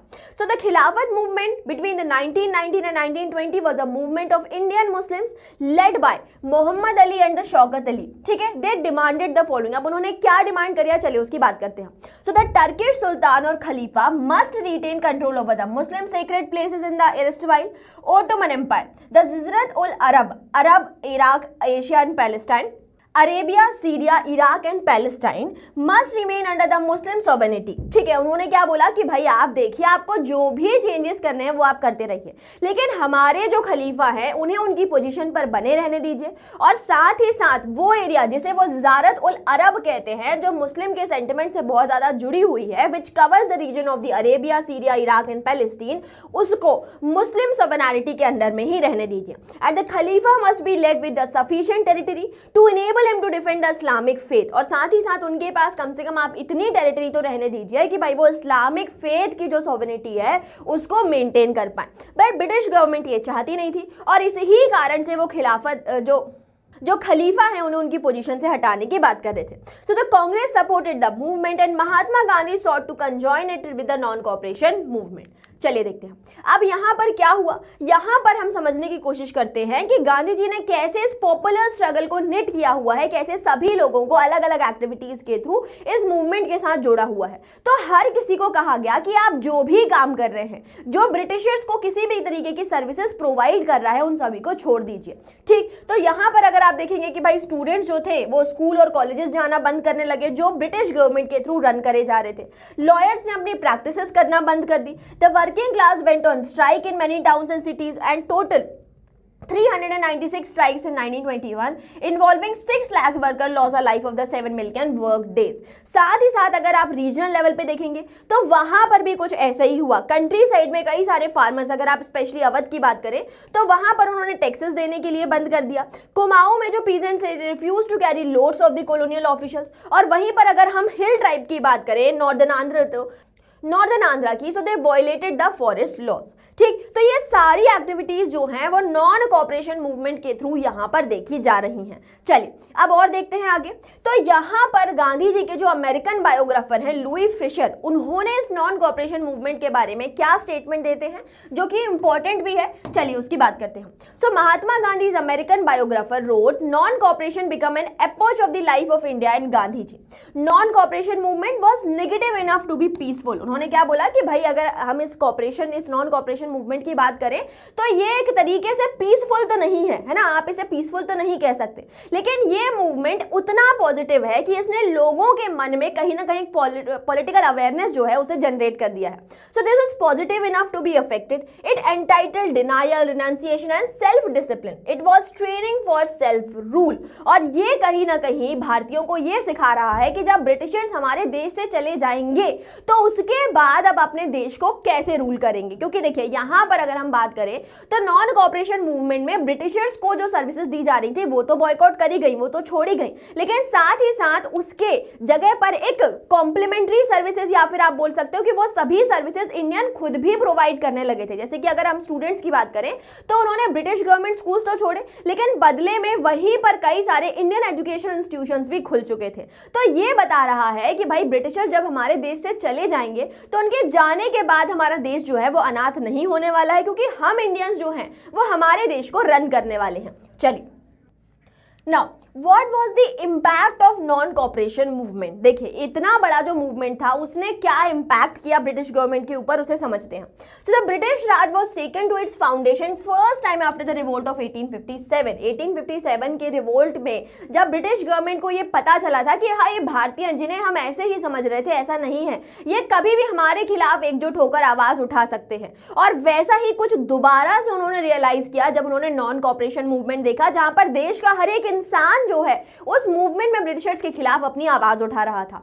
दूसरी चीज ये पता चली कि Gandhi ji taught the people self discipline, renunciation, self denial, ahimsa and satyagraha. और ये सभी वैल्यूज जो हैं ये कहीं ना कहीं हमारे नेशनल मूवमेंट को और ज्यादा स्ट्रांग बनाने के लिए बहुत ही जरूरी थी। उसके बाद इस मूवमेंट से हमारे जो लोग हैं वो सेल्फ रूल को समझे कि आखिर में सेल्फ रूल क्या होगा और ब्रिटिशर्स के जाने के बाद उसे हम कैसे लेकर आएंगे। बट यहां पर एक छोटा सा इवेंट होता है जिसके कारण इस पूरे नॉन कॉपरेशन मूवमेंट को खत्म कर दिया जाता है, कॉल ऑफ कर दिया जाता है। देखिए हुआ क्या, जब सभी जगह पर प्रोटेस्ट हो रहे थे तो वैसा ही प्रोटेस्ट को Chaura Chauri village which was under the Gorakhpur district वहां पर भी होता है। अब पुलिस उस समय पर जो पीसफुल प्रोटेस्टर्स हैं उनके ऊपर अटैक करती है और बदले में ये सभी प्रोटेस्टर्स जो हैं वो वहां की पुलिस चौकी में आग लगा देते हैं। और इसके कारण गांधी जी जो हैं उन्हें काफी धक्का लगता है कि भाई शायद अभी ऐसा हो रहा है कि इंडियंस जो हैं वो सच में सत्याग्रह का मतलब नहीं समझे हैं, अहिंसा का मतलब नहीं समझे हैं। और इसी ही बात से नाराज होकर गांधी जी जो हैं वो नॉन कॉपरेशन मूवमेंट को कॉल ऑफ कर देते हैं। So on 5 February 1922 a group of peasants fired at a police station at Chora Chori in UP which 22 policemen were killed and this act of violence prompted the Gandhi ji to call off this movement। और यहां से जो non cooperation movement जो है उसे call of किया जाता है। अब इस मूवमेंट के कॉल ऑफ करने से आगे जाकर कौन सी एक्टिविटीज जन्म लेती हैं वो सारी चीजें हम यहां पर देखते हैं। आइए, तो जैसे ही इस मूवमेंट का कॉल ऑफ किया जाता है तो सीधी सी बात है कि हर वो इंसान जिनमें ज्यादातर अगर हम लीडर्स की बात करें जो इस मूवमेंट से जुड़े हुए थे सभी को यहाँ पर अरेस्ट किया गया, इंक्लूडिंग द गांधी जी को भी अरेस्ट किया गया। और यहाँ पर एक केस चार्ज किया गया जिसमें गांधी जी को देशद्रोह यानी कि सेडिशियस एक्टिविटीज करने के नाम पर जेल पहुंचाया जा रहा था। अब यहाँ पर हमें एक काफी स्ट्रेंज सा इंसिडेंट देखने को मिलता है, क्योंकि वो जस्टिस जो गांधी जी को यहाँ पर उनके ट्रायल को लेकर कर रहे थे उन्होंने उन्होंने क्या स्टेटमेंट दिया, चलिए उसकी बात करते हैं। सो जस्टिस सीएन ब्रूमफील्ड, अ जज who presided over his trial, यहाँ पर उन्होंने क्या बोला, उसका स्टेटमेंट जो है वो यहाँ पर दिया हुआ है। So it would be impossible to ignore the fact that you are a different category from any person I have tried or likely to try. यहाँ पर उन्होंने बोला कि भाई तुम जो हो ना ये बिल्कुल अलग हो हर उस इंसान से जिसे या तो मैंने ट्राई किया है या शायद आगे जीवन में मैं उसे ट्राई करने वाला हूँ। It would be impossible to ignore the fact that in the eyes of the million of your countrymen, you are a great patriot and leader। उन्होंने ये बोला कि भाई इस देश की ये जो लाखों की भीड़ है, लाखों की ये जनता है, उसमें हर एक इंसान की आंखों में तुम जो है वो एक ग्रेट पेट्रियट और सेंट की तरह मुझे दिखाई देते हो। अब चाहे वो इंसान तुमसे डिफर करे या फिर तुम्हारा साथ दे, हर एक इंसान जो है वो तुम्हारी इज्जत, तुम्हारी रिस्पेक्ट जरूर करता है। लेकिन यहाँ पर जो ब्रूमफील्ड है उनके हाथ बंधे हुए थे। भाई सीधी सी बात है, अगर इतना पसंद करते हो तो क्यों गांधी जी को जेल में डाल रहे हो, बट उनकी भी नौकरी है, उनका भी परिवार है, उन्हें भी अपना पेट पालना है, ठीक है। तो यहाँ पर सीएन ब्रूमफील्ड जो है वो गांधी जी को 6 साल की सजा सुनाते हैं, लेकिन ये भी कहते हैं कि अगर भगवान ने चाहा या अगर in the course of event कुछ ऐसा हो जाए, चमत्कार हो जाए, तो तुम्हारा, मैं चाहता हूं कि तुम्हारा ये जो सेंटेंस है जेल का ये खत्म किया जा सके, तुम्हारा ये जो टेन्योर है उसे खत्म किया जाए। और अगर ऐसा होता है तो मुझसे ज्यादा यहाँ पर कोई खुश नहीं होगा। तो आप देख रहे हैं कि यहाँ पर गांधी जी जो है ना वो इंसान से ज्यादा द मैन ऑफ वैल्यू है। उनकी जो वैल्यूज हैं वो लोग जो है वो इतनी पसंद करते हैं कि आज भी गांधी जी हमारे बीच में है, भले ही इंसानी रूप से नहीं, लेकिन उनकी जो सोच है, उनके जो आइडियल्स है वो हम सभी में है, हमारे देश में है, ठीक। चलिए अब यहाँ पे बताया जा रहा है कि why Gandhi ji was a popular leader, why he is the people's leader, क्यों उन्हें बोला जाता है। तो अगर हम गांधीयन एज की बात करें तो गांधी जी साउथ अफ्रीका से जैसे ही वापस आए 1915 से लेकर उनकी डेथ तक, यानी कि 1947-48 तक का जो समय है, उस पूरी एज को गांधीयन एज कहा जाता है। अब गांधी जी इसलिए यहाँ पर सबसे ज्यादा फेमस होते हैं क्योंकि गांधी जी के आने से पहले जो तरीका अपनाया जा रहा था आजादी के लिए या फिर सेल्फ रूल के लिए, वो था कॉन्स्टिट्यूशनल मीन्स, कि भाई चिट्ठियां लिखना, पिटिशंस लिखना, है ना, और उनके थ्रू ब्रिटिश गवर्नमेंट को तक अपनी बात पहुंचाना। लेकिन जैसे ही गांधी जी आए, गांधी जी ने इस नेशनलिस्ट मूवमेंट को ट्रांसफॉर्म कर चुके थे, किसमें, मास मूवमेंट में। उन्होंने यही कहा हुआ था कि भाई अगर आप देश का एक तरीके से आप बोले देश में अगर आप ये चाहते हैं कि भाई देश का उद्धार हो, है ना, देश आगे बढ़े, आपका देश जो है वो रियल टर्म में डेवलप करे, तो वो तभी होगा जब आप अपने इस नेशनल मूवमेंट में मास को जोड़ेंगे, उसकी जनता को जोड़ेंगे। और इसी कारण से ये जो उनके वैल्यूज, इनके जो आइडल्स, इनके कारण गांधी जी को महात्मा कहा जाता था। People venerated him as the Mahatma. अब चलिए उनकी क्वालिटीज की बात करते हैं। तो सबसे पहली जो उनकी क्वालिटी जो है, जो आज भी लोग एडमायर करते हैं, वो है simplicity. So Gandhi ji live like a common person, है ना। आप देखिए गांधी जी जो है वो कोई आम इंसान नहीं है ना, किसी गरीब किसान के बेटे नहीं है, वो एक अच्छी खासी वेल प्रोफेशनल फैमिली से बिलोंग करते थे। वो उनके फादर लॉयर थे, वो खुद लॉयर थे, इंग्लैंड जाकर उन्होंने पढ़ाई करी थी। लेकिन उसके बाद भी जब वो भारत आए तो भारत में आकर उन्होंने देखा कि भाई यहाँ का आम आदमी जैसा जीता है, मैं भी उसके जैसा ही रहूंगा, ताकि मैं उसकी समस्याओं को, उसकी प्रॉब्लम्स को फील कर सकूं कि एक्चुअल में वो किस सिचुएशन में है। So he lived like a common man, he dressed like a common person and spoke their language. वो जब भी कहीं पर भी जाते थे, है ना, तो उस इंसान की समस्याओं को समझने के लिए उसी ही की भाषा का प्रयोग करते थे, वो जिस लैंग्वेज में उन्हें बात करता है, ताकि वो इंसान जो है वो खुलकर अपनी समस्याएं, अपनी बातें जो हैं वो गांधी जी को बता सके, ठीक। उसके बाद ही went among the people in a simple dhoti and the loin cloth. He spend part of each day working as a charkha. Gandhi जी अपने दिन का ज्यादातर समय जो है वो मैनुअल लेबर यानी कि चरखा चलाकर बिताया करते थे। अब चरखा क्यों चला रहे, क्या गांधी जी कपड़े नहीं खरीद सकते थे? बिल्कुल खरीद सकते थे, लेकिन चरखा जो है वो ये सिंबलाइज करता है कि आदमी क्या है, आदमी सेल्फ रिलायंट है, वो अपने खुद के लिए भी काम कर सकता है। और यहाँ पर आपको ये जो केस स्टडी दी हुई है, ये जो सोर्स दिया हुआ है, उसमें गांधी जी ने चरखा की ही इंपॉर्टेंस आपको बताई हुई है। तो इसलिए ये जो सोर्स है ये बहुत इंपॉर्टेंट है। एक पीवाई की वो जो शायद पिछले साल के पेपर में भी आया हुआ था, तो चलिए इसकी बात करते हैं। Mahatma Gandhi was profoundly critical of the modern age in which machines enslave the human and displace labor। देखिए ये जो चरखा है ये सिंबलाइज करता है किसको, मैनुअल लेबर को, ठीक है। वो एज जहां पर इंडस्ट्रियल रेवोल्यूशन के कारण मैन को रिप्लेस किया हुआ है मशीन ने, और ये कहकर कि भाई मशीन जो हैं वो लेबर सेविंग है, लेबर को सेव कर रही हैं, लेकिन जहां पर ये लेबर को सेव कर रही हैं वहां पर कई सारे लोगों को अनएम्प्लॉयड भी तो किया जा रहा है। जब लेबर अवेलेबल है तो भाई उसे क्यों सेव करना, उसे यूटिलाइज करिए ना, लोगों को भूखा मार के आप किस बात का लेबर सेव कर रहे हैं। तो यहां पर गांधी जी उसी चीज के बारे में बताते हैं। So he saw the charkha as a symbol of human society that would not glorify machines and technology. The spinning wheel, moreover, would provide the poor with a supplementary income and make them self-reliant, है ना, ना सिर्फ उन्हें income देगी बल्कि अगर British government हमारे देश से चली जाती है तो हमारी टेक्सटाइल इंडस्ट्री जो हमारे खुद के लिए अब तक कपड़ा बना रही है वही इंडस्ट्री दोबारा से रीग्रो कर सकती है। सो व्हाट आई ऑब्जेक्ट, अब यहाँ पर गांधी जी के स्टेटमेंट दिए हुए हैं, चलिए उन्हें पढ़ते हैं। So what I object is to the craze for machinery as such, the craze for what they called labour saving machinery, man go on saving labour. लेकिन वहीं पर क्या हो रहा है, बहुत से लोग जो हैं वो स्टारवेशन से, भुखमरी से मर रहे हैं सड़कों पर। I want to save time and labor, not for the fraction of mankind, but for all. I want the concentration of wealth, not in the hands of few, but in the hands of all. उन्होंने ये कहा कि भाई अगर आप चरखा चलाते हैं, अगर हमारे देश का हर एक इंसान अपने खुद के लिए काम करता है, तो जो वेल्थ है वो सिर्फ चुनिंदा इंडस्ट्रियलिस्ट लोगों के हाथ में ना रहकर हर एक इंसान को मिलेगी, और एक इक्वालिटी ऑफ वेल्थ जो है वो भी हमारे देश में आएगी। और उनका ये स्टेटमेंट आया हुआ था उन्हीं के एक मैगजीन यंग इंडिया, जो कि 13 नवंबर 1924 को रिलीज हुई थी। अब ऐसा ही एक और स्टेटमेंट 17 मार्च 1927 को भी आया यंग इंडिया में, तो चलिए उसे पढ़ते हैं।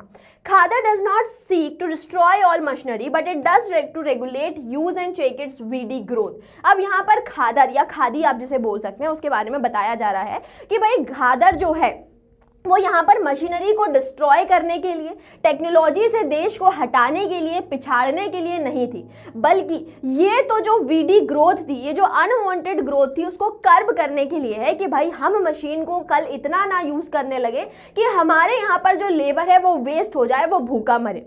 सो it uses machinery for the service of the poorest in their own cottages, the wheel is itself an exquisite piece of a machinery. और गांधी जी ने क्या बोला, वो बोलते हैं कि भाई इस चरखे में जो व्हील लगा हुआ है ये खुद भी एक मशीन ही तो है। मैं मशीन के खिलाफ नहीं हूं, मैं मशीन के साथ ही हूं, लेकिन वो मशीन जो हमारे देश के लोगों को भूखा मार रही है, ऐसी मशीनरी की हमारे देश में कोई भी जरूरत नहीं है।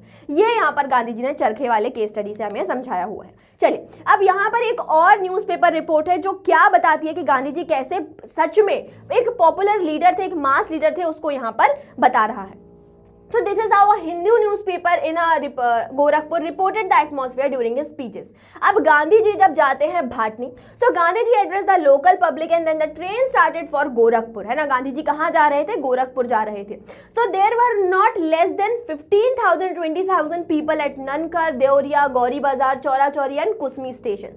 महात्मा Gandhi was please to see the station at the Kusmi, जहां पर कई सारे जो लोग, क्योंकि कुसमी अगर आप एक ऐसा स्टेशन है जो जंगलों के बीच में था, तो जंगलों के बीच होने के बावजूद वहां पर इतने सारे लोग, नॉट लेस देन 10,000 पीपल जो है वो गांधी जी के लिए, उन्हें देखने के लिए, उनके दर्शन करने के लिए वहां पर इकट्ठे हुए थे। So with their love were seen to be crying, और उन्हें देखकर बहुत से लोग, मतलब आप सोच रहे हैं कि किसी से जब आप इतना अटैच होते हैं, उन्हें इतना एडमायर करते हैं, तो जब आप उन्हें सच में देखते हैं ना, जैसे कि आप समझिए कि आपके कोई क्रिकेट स्टार है जिसे आप बहुत पसंद करते हैं, अगर वो आपके सामने आ जाए तो आपकी आंखों में से आंसू आ जाएंगे। तो वैसा ही कुछ यहाँ पर भी था कि भाई गांधी जी को देखकर लोग जो हैं वो रोने लगते थे। ठीक है, अब ऐसा नहीं कि दुख में रोने लग रहा है कि अरे कौन आ गया, नहीं नहीं नहीं, खुशी में रोने लग रहे, खुशी के आंसू में। ठीक है, सो eight Dareya people wanted to give भेंट donation to the Gandhi ji, है ना। और यहाँ पर सभी लोग इकट्ठे हुए, ठीक है, और यहाँ पर वो चाहते थे कि गांधी जी को जो नेशनल मूवमेंट चला रहे हैं उसमें अपने तरफ से जो भी दान दक्षिणा कर सकते, जो भी भेंट देना चाहते हैं वो यहाँ पर कर सकें।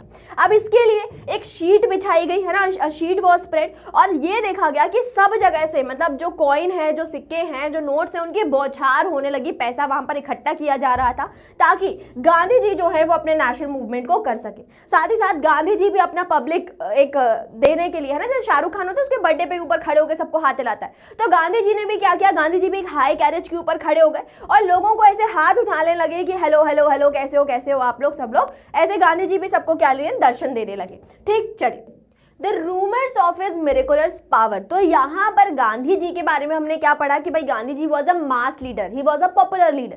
तो इसके कारण जो लोग थे वो गांधी जी को एक तरीके से ईश्वर की तरह, मतलब महात्मा की तरह देखते थे, और हर एक इंसान जो है वो गांधी जी को गांधी बाबा कह रहा है और ये समझ रहा है कि भाई गांधी जी जो है ना वो इंसान नहीं है, वो भगवान है, उनके पास कई सारे मिरेकुलस पावर है। और ऐसी ही कई सारी रूमर्स जो हैं वो कंट्री साइड में स्प्रेड थी। चलिए पढ़ते हैं उनके बारे में।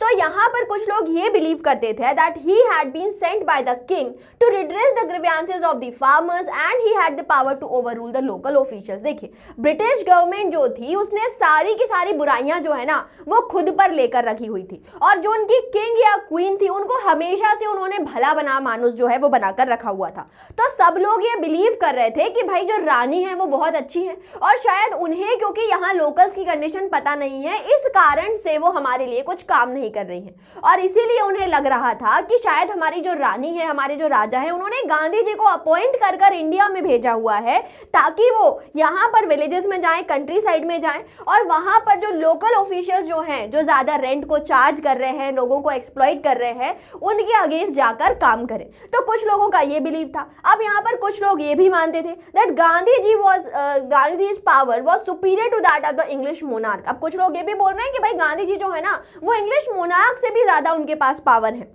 और अगर गांधी जी उनके कंट्री में आ गए, यानी अगर गांधी जी उनके डिस्ट्रिक्ट में आ जाते हैं तो भाई जो कॉलोनियल रूलर जो हैं वो वहां से भाग जाएंगे, क्योंकि चंपारण में भी ऐसे ही हुआ, खेड़ा में भी ऐसे ही हुआ। तो शायद लोगों के मन में, दिमाग में ये बिलीव था कि भाई अगर गांधी जी के कदम पड़ गए तो भाई अचानक से हमारे यहाँ से जो ब्रिटिश राज है वो खत्म हो जाएगा। और यहाँ पर ये भी देखा गया, कुछ ऐसी अफवाहें या कुछ ऐसी चीजें भी थी जो ये भी बताती हैं कि वो लोग जो गांधी जी को क्रिटिसाइज करते थे उनके साथ अचानक से कुछ मिसहैपनिंग हो जाती थी। So the people who criticized Gandhiji found their houses mysteriously falling apart or their crops or failing। और ऐसी ही कुछ रिपोर्ट्स जो हैं वो यहाँ पर दी गई हैं। तो चलिए देखते हैं।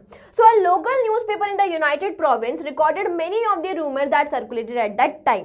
ठीक है, जिन्होंने ये बताया कि भाई वो सभी लोग जिन्होंने गांधी जी के पावर को टेस्ट करने की कोशिश करी उनके साथ जरूर कुछ ना कुछ बुरा हुआ है। अब यहाँ पर पहले इंसान है Sikandar Sahu from a village in a Basti, जो 15 फरवरी को ये बोलते हैं कि अगर गांधी जी जो हैं अगर वो सही है तो एक दिन ऐसा आएगा कि भाई जहां पर वो कढ़ाई या वो कढ़ा जिसमें गुड़ को बॉईल किया जाता है वो अचानक से टूट जाएगा। और जैसे ही उसने बोला भैया वो टूट गया। ठीक है, तो यहाँ पर ये बताया गया कि भाई अचानक से ऐसा हो गया, मतलब जैसे तुम मूवी में देखते हो ना कि अचानक से भगवान का फूल गिर गया तो आशीर्वाद मिल गया है ना, तो वैसा ही कुछ हो गया कि भाई तुमने जो बोला और वो अचानक से हो गया। अब दूसरी रीजन क्या बताया, दूसरा एक इंसान के बारे में बता रहे, cultivator in Azamgarh said that he would believe in the Mahatma Ji's authenticity if sesame is sprouted on his field planted with wheat. Next day all the wheat in that field become the sesame। ठीक है, मतलब चमत्कार पे चमत्कार हो रहे हैं। एक इंसान जो है उसने ये बोला कि मैं गांधी जी के पावर्स पे तभी बिलीव करूंगा जब मेरे गेहूं के बोए हुए बीज के खेत में अगर एक दिन सरसों उग जाए या तिल उग जाए। ठीक है, तो यहाँ पर ऐसा ही हुआ है ना कि उसके गेहूं के बोए हुए खेत पर भैया तिल उग गई, सेसमे उग गई, तो अचानक से लोगों के मन में ये जो बिलीव था ये और ज्यादा पुख्ता हो गया गांधी जी को लेकर। अब यहाँ पर कुछ और चीजें जो हैं, मतलब जिन लोगों ने गांधी जी को क्रिटिसाइज किया वो किस तरीके की ट्रेजेडी को मेट करते हैं उसके बारे में भी यहाँ पर बताया हुआ है। चलिए देखिए। So a gentleman from Gorakhpuri city question the need to ply the charkha, his house caught the fire, है ना। एक इंसान ने बोला कि भाई क्या जरूरत है चरखा चलाने की, और अचानक से उसके घर में आग लग गई। On April 1921 some people were gambling in the village in the Uttar Pradesh, some told them to stop and only one from them amongst the group refused to stop and abuses the Gandhi ji. Next day his got was beaten by from his own, है ना। 4 बकरियां जो है वो उसके खुद के ही जो डॉग था उसने खा ली। तो ये बताया जा रहा है कि भाई अगर आप गांधी जी को अपोज करते हो ना तो जरूर आपके साथ कुछ ना कुछ बुरा यहाँ पर हो सकता है। So in a village in Gorakhpur, the peasant resolved to give up the drinking liquor. One of them did not। और एक दिन जब वो जा रहा था, है ना, शराब की दुकान पर, तो अचानक से उसके ऊपर क्या हुई, ब्रिक बैट्स फॉलो होनी शुरू हो गई, और जब उसने गांधी जी का नाम लिया तभी वो जाकर रुकी। तो ये सभी इंसिडेंट्स जो हैं या सभी ये जो रूमर जो है, मनगढ़ंत कहानियां आप जिन्हें बोल लीजिए, जो भी आप इन्हें कहें, ये सभी जो हैं ये लोगों के बीच में स्प्रेड हुई, और स्प्रेड होकर जैसे हमने रिवोल्ट ऑफ 1857 में देखा था कि कुछ चीज़ें सच होती हैं और कुछ चीज़ें अफवाह हो जाती है, कहानियां हो जाती हैं। तो ऐसी ही चीज़ें जो हैं वो गांधी जी के बारे में भी यहाँ पर बताई गई हैं। And these were presented from the Shahid Amin Gandhi ji as a Mahatma subaltern studies. ठीक, चलिए अब आगे देखते हैं। अब यहाँ पर बताया जा रहा है कि Gandhi ji as a mass leader, as a popular leader, कि वो सिर्फ एक इंसान की ही बात नहीं कर रहे हैं, पूरे देश की बात कर रहे हैं, पूरी जनता की बात कर रहे हैं। और इसीलिए he was known variously as the Gandhi Baba, Gandhi Maharaj और Mahatma. He appeared to the Indian peasant as a saviour, एक मसीहा जो उनके गांव में आएंगे, जो उनके देश में आएंगे और उन्हें उनकी परेशानियों से बचा लेंगे। उनके वो मसीहा हैं, वो उनके सेवियर हैं। His aesthetic lifestyle represented by the dhoti and चरखा, एंड दिस सिंबलाइज कि भाई गांधी जी जो हैं वो उन्हीं के जैसे दिखते हैं और उनके ही वेलफेयर के लिए काम करते हैं ना, उनके मैनुअल लेबर को, ताकि उनसे उनका एम्प्लॉयमेंट ना जाए, वो अच्छे से रहें, खुशहाली तरीके से रहें। यहाँ पे गांधी जी हर एक चीज के लिए उनके लिए काम कर रहे थे। Understanding them and relate to their life, Gandhi ji जो हैं लोग उनसे क्यों कनेक्ट कर रहे हैं। एक अच्छे नेता की यही पहचान होती है कि अगर उसे लोगों के बीच में पॉपुलर होना है तो उसे उनके साथ कनेक्ट करना पड़ेगा। जैसे आपने भी देखा होगा कि भाई चुनाव के समय पर अचानक से हमारे जो पॉलिटिकल लीडर्स होते हैं वो गरीब लोगों के यहाँ पर पहुंच जाते, उनके साथ खाना खाना शुरू कर देते, उनसे बातें करना शुरू कर देंगे और जैसे ही चुनाव खत्म हुआ चीजें खत्म हो जाती हैं। लेकिन गांधी जी ऐसा चुनाव के लिए नहीं कर रहे हैं बट एक्चुअल सेंस में कर रहे हैं। गांधी जी ने भी कुछ ऐसा ही किया कि वो गरीबों के बीच में बैठकर उनके जैसे दिखकर उनकी ही भाषा में उनसे उनकी परेशानियों को, समस्याओं को सुनते थे। और इस कारण से लोगों को लगता था कि भाई गांधी जी से अच्छा हमारे देश की जनता को और कोई भी नहीं समझ सकता। He encourage the communication of the nationalist message in the mother tongue, और वो क्या चाहते थे कि हमारे देश के जो नेशनलिस्ट मैसेज हैं वो लोगों को उनकी भाषा में ही, उनकी ही लोकल लैंग्वेजेस में पहुंचाया जाए। और इसके लिए लोकल लेवल पर काम करने के लिए देश में कई सारी प्रजामंडल्स और कांग्रेस की कई सारी प्रोविंशियल कमिटीज जो हैं वो स्टैब्लिश करी गई, जो इंश्योर करती हैं कि जो नेशनल मैसेज हैं वो हर एक घर तक पहुंचे। ठीक, चलिए अब यहाँ पर बताया जा रहा है कि Gandhi ji was supported by rich और पुअर दोनों, है ना, कि हर एक इंसान जो है, चाहे फिर वो रिच हो या फिर पुअर जो हो, हर एक इंसान जो है वो गांधी जी को सपोर्ट कर रहा है ना। तो वही ब्रूमफील्ड ने भी बोला कि भाई तुम्हारे देश का हर एक इंसान जो है ना वो तुम्हारी रिस्पेक्ट करता है।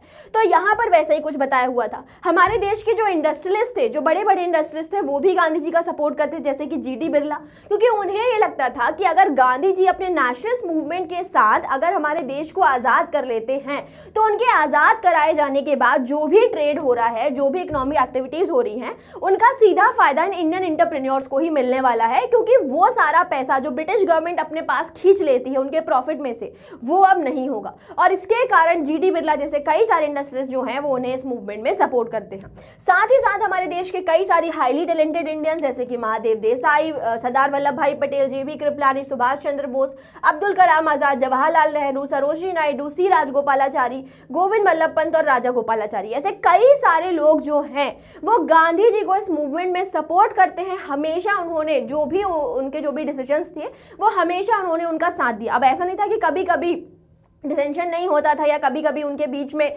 मतभेद नहीं होता था, बट गांधी जी का जो पॉइंट होता था वो ज्यादा वैलिड था। इस कारण से लोग बाद में उनकी बात को, मतलब ऐसा होता ना कि कभी कभी हमारे पेरेंट्स भी हमें कोई बात समझाते हैं बट हमें एट द मोमेंट नहीं समझ में आता, लेकिन हमें बाद में रियलाइज होता है। तो वैसा ही कुछ गांधी जी के साथ भी था कि जब वो नेशनल लीडर्स को कोई बात समझाते थे और अगर वो नहीं समझ में आ रही है तो थोड़ी देर बाद वो जरूर गांधी जी से एग्री कर जाएंगे जब उन्हें एक्चुअल टर्म में वो बात समझ में आ जाती थी।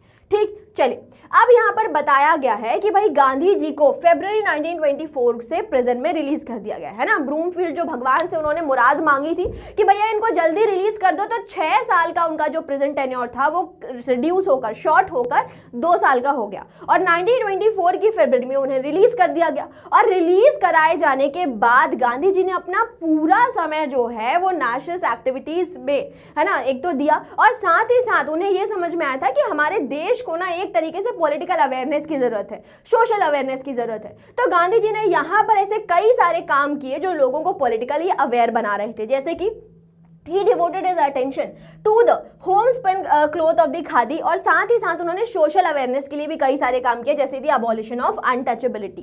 ठीक, तो हम सभी गांधी जी के हरिजन दौरा के बारे में जानते हैं। ठीक है, हरिजन दौरा, जिसमें गांधी जी ने अनटचेबिलिटी जैसी जो एक सबसे कुप्रथा है हमारे देश की, जो एक टैबू है, उसको खत्म करने की बात करी। ठीक, तो यहाँ पर वही बताया कि Gandhi ji as a social reformer किन इवल्स को हमारी सोसाइटी से बाहर निकालने की बात कर रहे थे।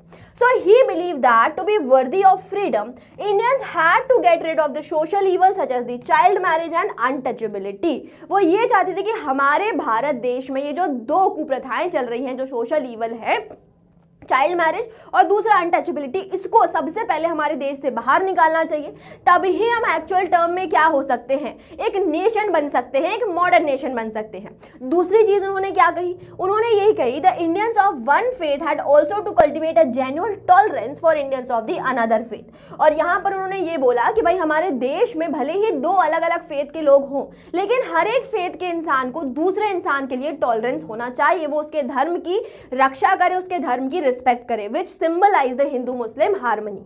साथ ही साथ गांधी जी सेल्फ रिलायंस की भी बात करते हैं कि हमारे देश में खादी बनाई जानी चाहिए एज कंपेयर टू जो मिल मेड फॉरेन गुड्स क्लोथ्स जो अभी हम लोग पहन रहे हैं उसको हम छोड़ दें और अपने ही देश में कपड़ा बनाएं और उसे कंज्यूम करें, ताकि हमारी ये जो इंडस्ट्रीज हैं वो भी रिवाइव हो सके। तो गांधी जी इन सभी चीजों से हमारे लोगों को कहीं ना कहीं क्या कर रहे हैं, सिर्फ पॉलिटिकली अवेयर नहीं कर रहे, सोशली भी अवेयर कर रहे हैं और साथ ही साथ लोगों को क्या कर रहे हैं, एकजुट कर रहे हैं अलग अलग चीजों के थ्रू, और जिसकी वजह से गांधी जी जो है वो एक मास लीडर, एक पॉपुलर लीडर हमारे देश के सामने बनकर आते हैं। चलिए जी, the salt satyagraha a case study. अब ये जो पूरा पार्ट है इसमें हम सॉल्ट सत्याग्रह के बारे में पढ़ने वाले हैं, लेकिन उससे पहले कुछ इंपॉर्टेंट इवेंट्स के बारे में पढ़ लेते हैं जो कहीं ना कहीं सॉल्ट सत्याग्रह के लिए एक स्टोरी जो है वो तैयार कर रहे हैं। देखिए, सबसे पहले बात करी गई है यहाँ पर साइमन कमीशन की। अब साइमन कमीशन क्या है और क्यों आया, इसे जानने की कोशिश करते हैं। देखिए, 1919 में ब्रिटिश गवर्नमेंट ने एक रिफॉर्म लेकर आए जिसका नाम था मॉन्टफोर्ड रिफॉर्म्स।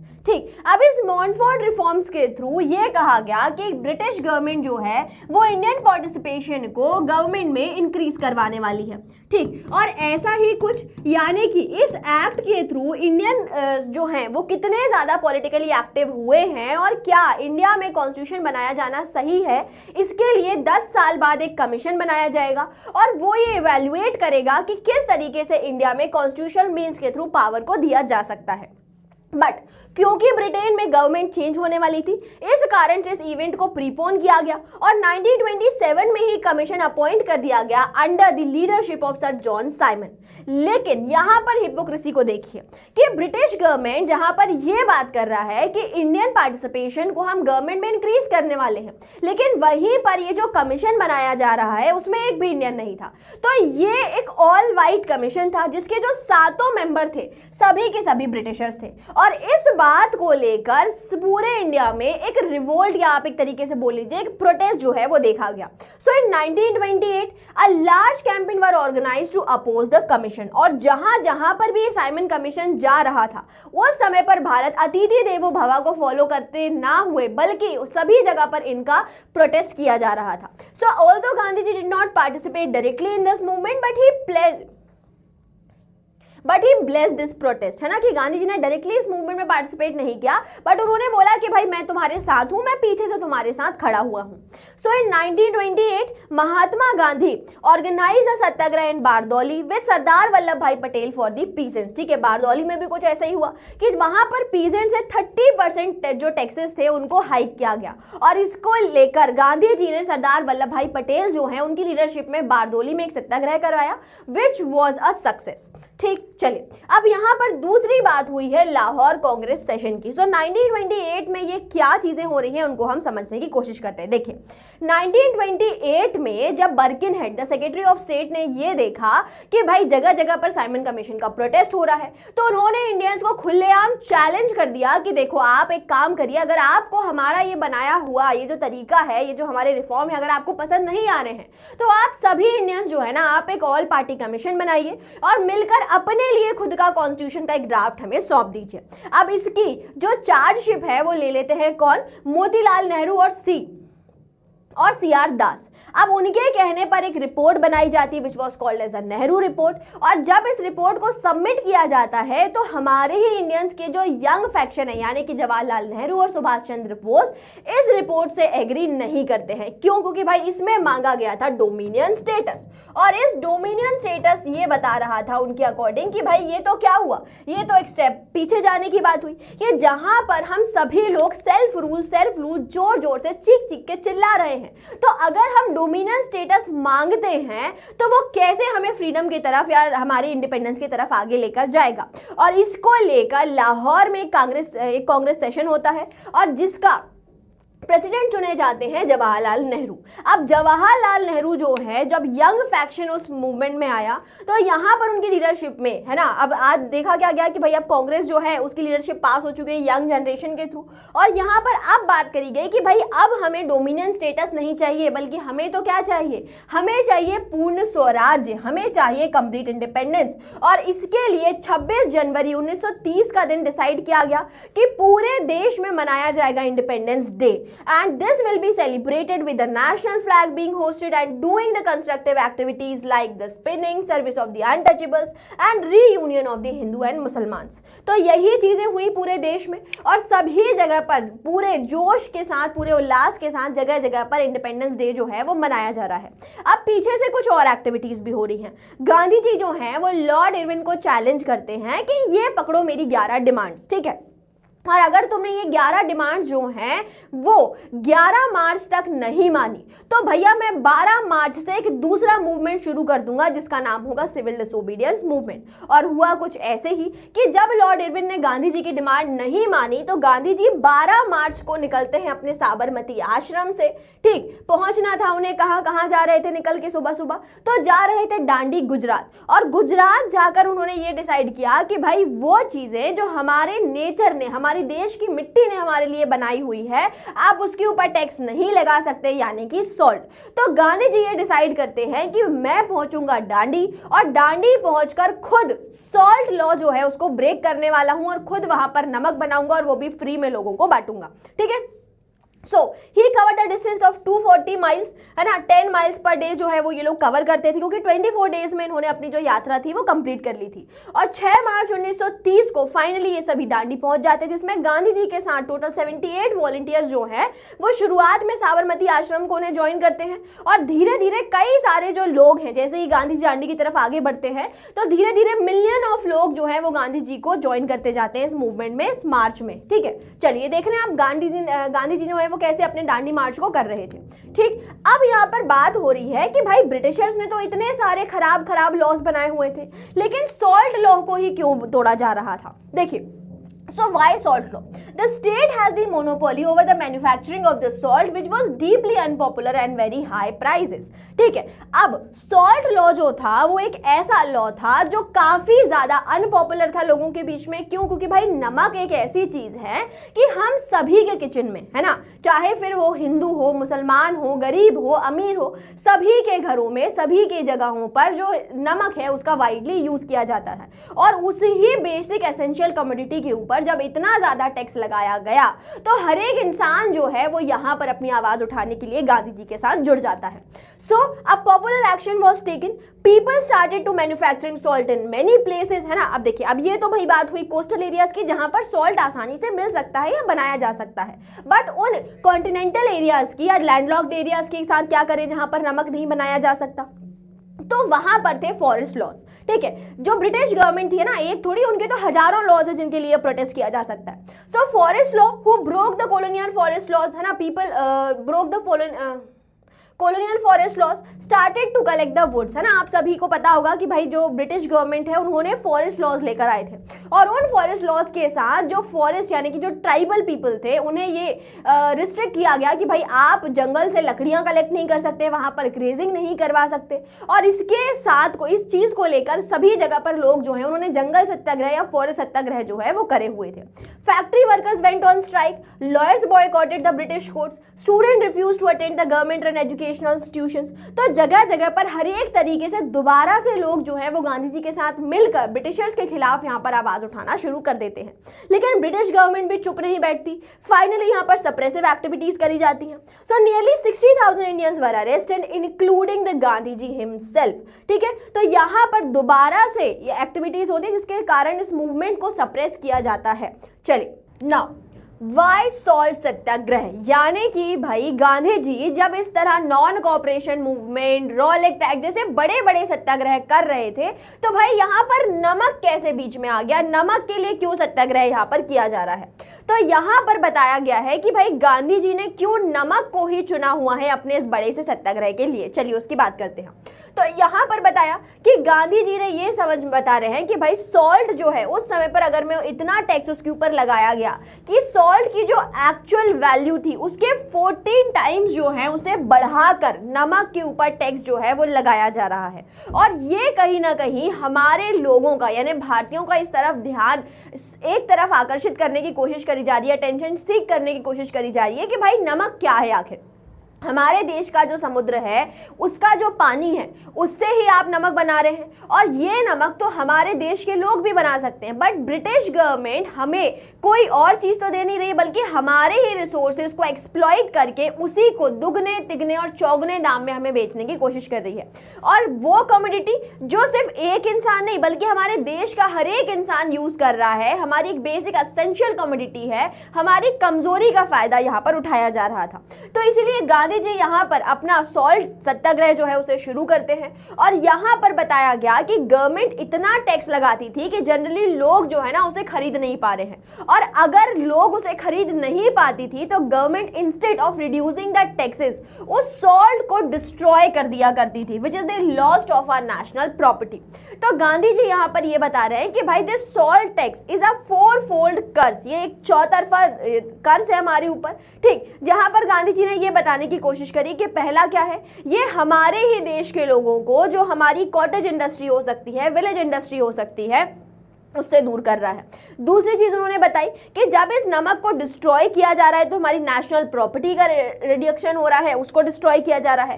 तीसरी चीज कि जब आप उसे डिस्ट्रॉय कर रहे हैं तो ये हमारे ही देश के ऊपर नेशनल एक्सपेंडिचर कहीं ना कहीं इंक्रीज कर रहा है। और साथ ही साथ उन्होंने ये बताया कि भाई इस टैक्स को रिड्यूस करने की जगह पर गवर्नमेंट इस टैक्स को उन भूखे लोगों से और ज्यादा टैक्स जो है वो वसूल यहाँ पर रही है, ठीक। तो यहाँ पर बताया गया कि भाई धीरे धीरे ये जो सॉल्ट टैक्स की अगेंस्ट जो लोगों का प्रोटेस्ट था वो बढ़ा, गांधी जी ने उसके खिलाफ अवेयरनेस क्रिएट करी और यहाँ पर सभी लोग जो हैं वो गांधी जी के साथ मिलकर इस सॉल्ट सत्याग्रह में पार्टिसिपेट करते हैं।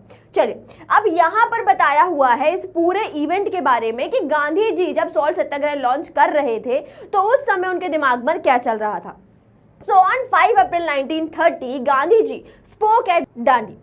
So when I left Sabarmati with my companions, तो गांधी जी ने ये बोला कि भाई जब सुबह सुबह में साबरमती से निकल रहा था ना नहा धोकर, तो उस समय मुझे लग रहा था कि मैं निकल तो रहा हूँ लेकिन जरूर मुझे बीच में पकड़ लिया जाएगा और मुझे डांडी तक पहुंचने नहीं दिया जाएगा, ठीक है। बट ऐसा कुछ भी नहीं हुआ।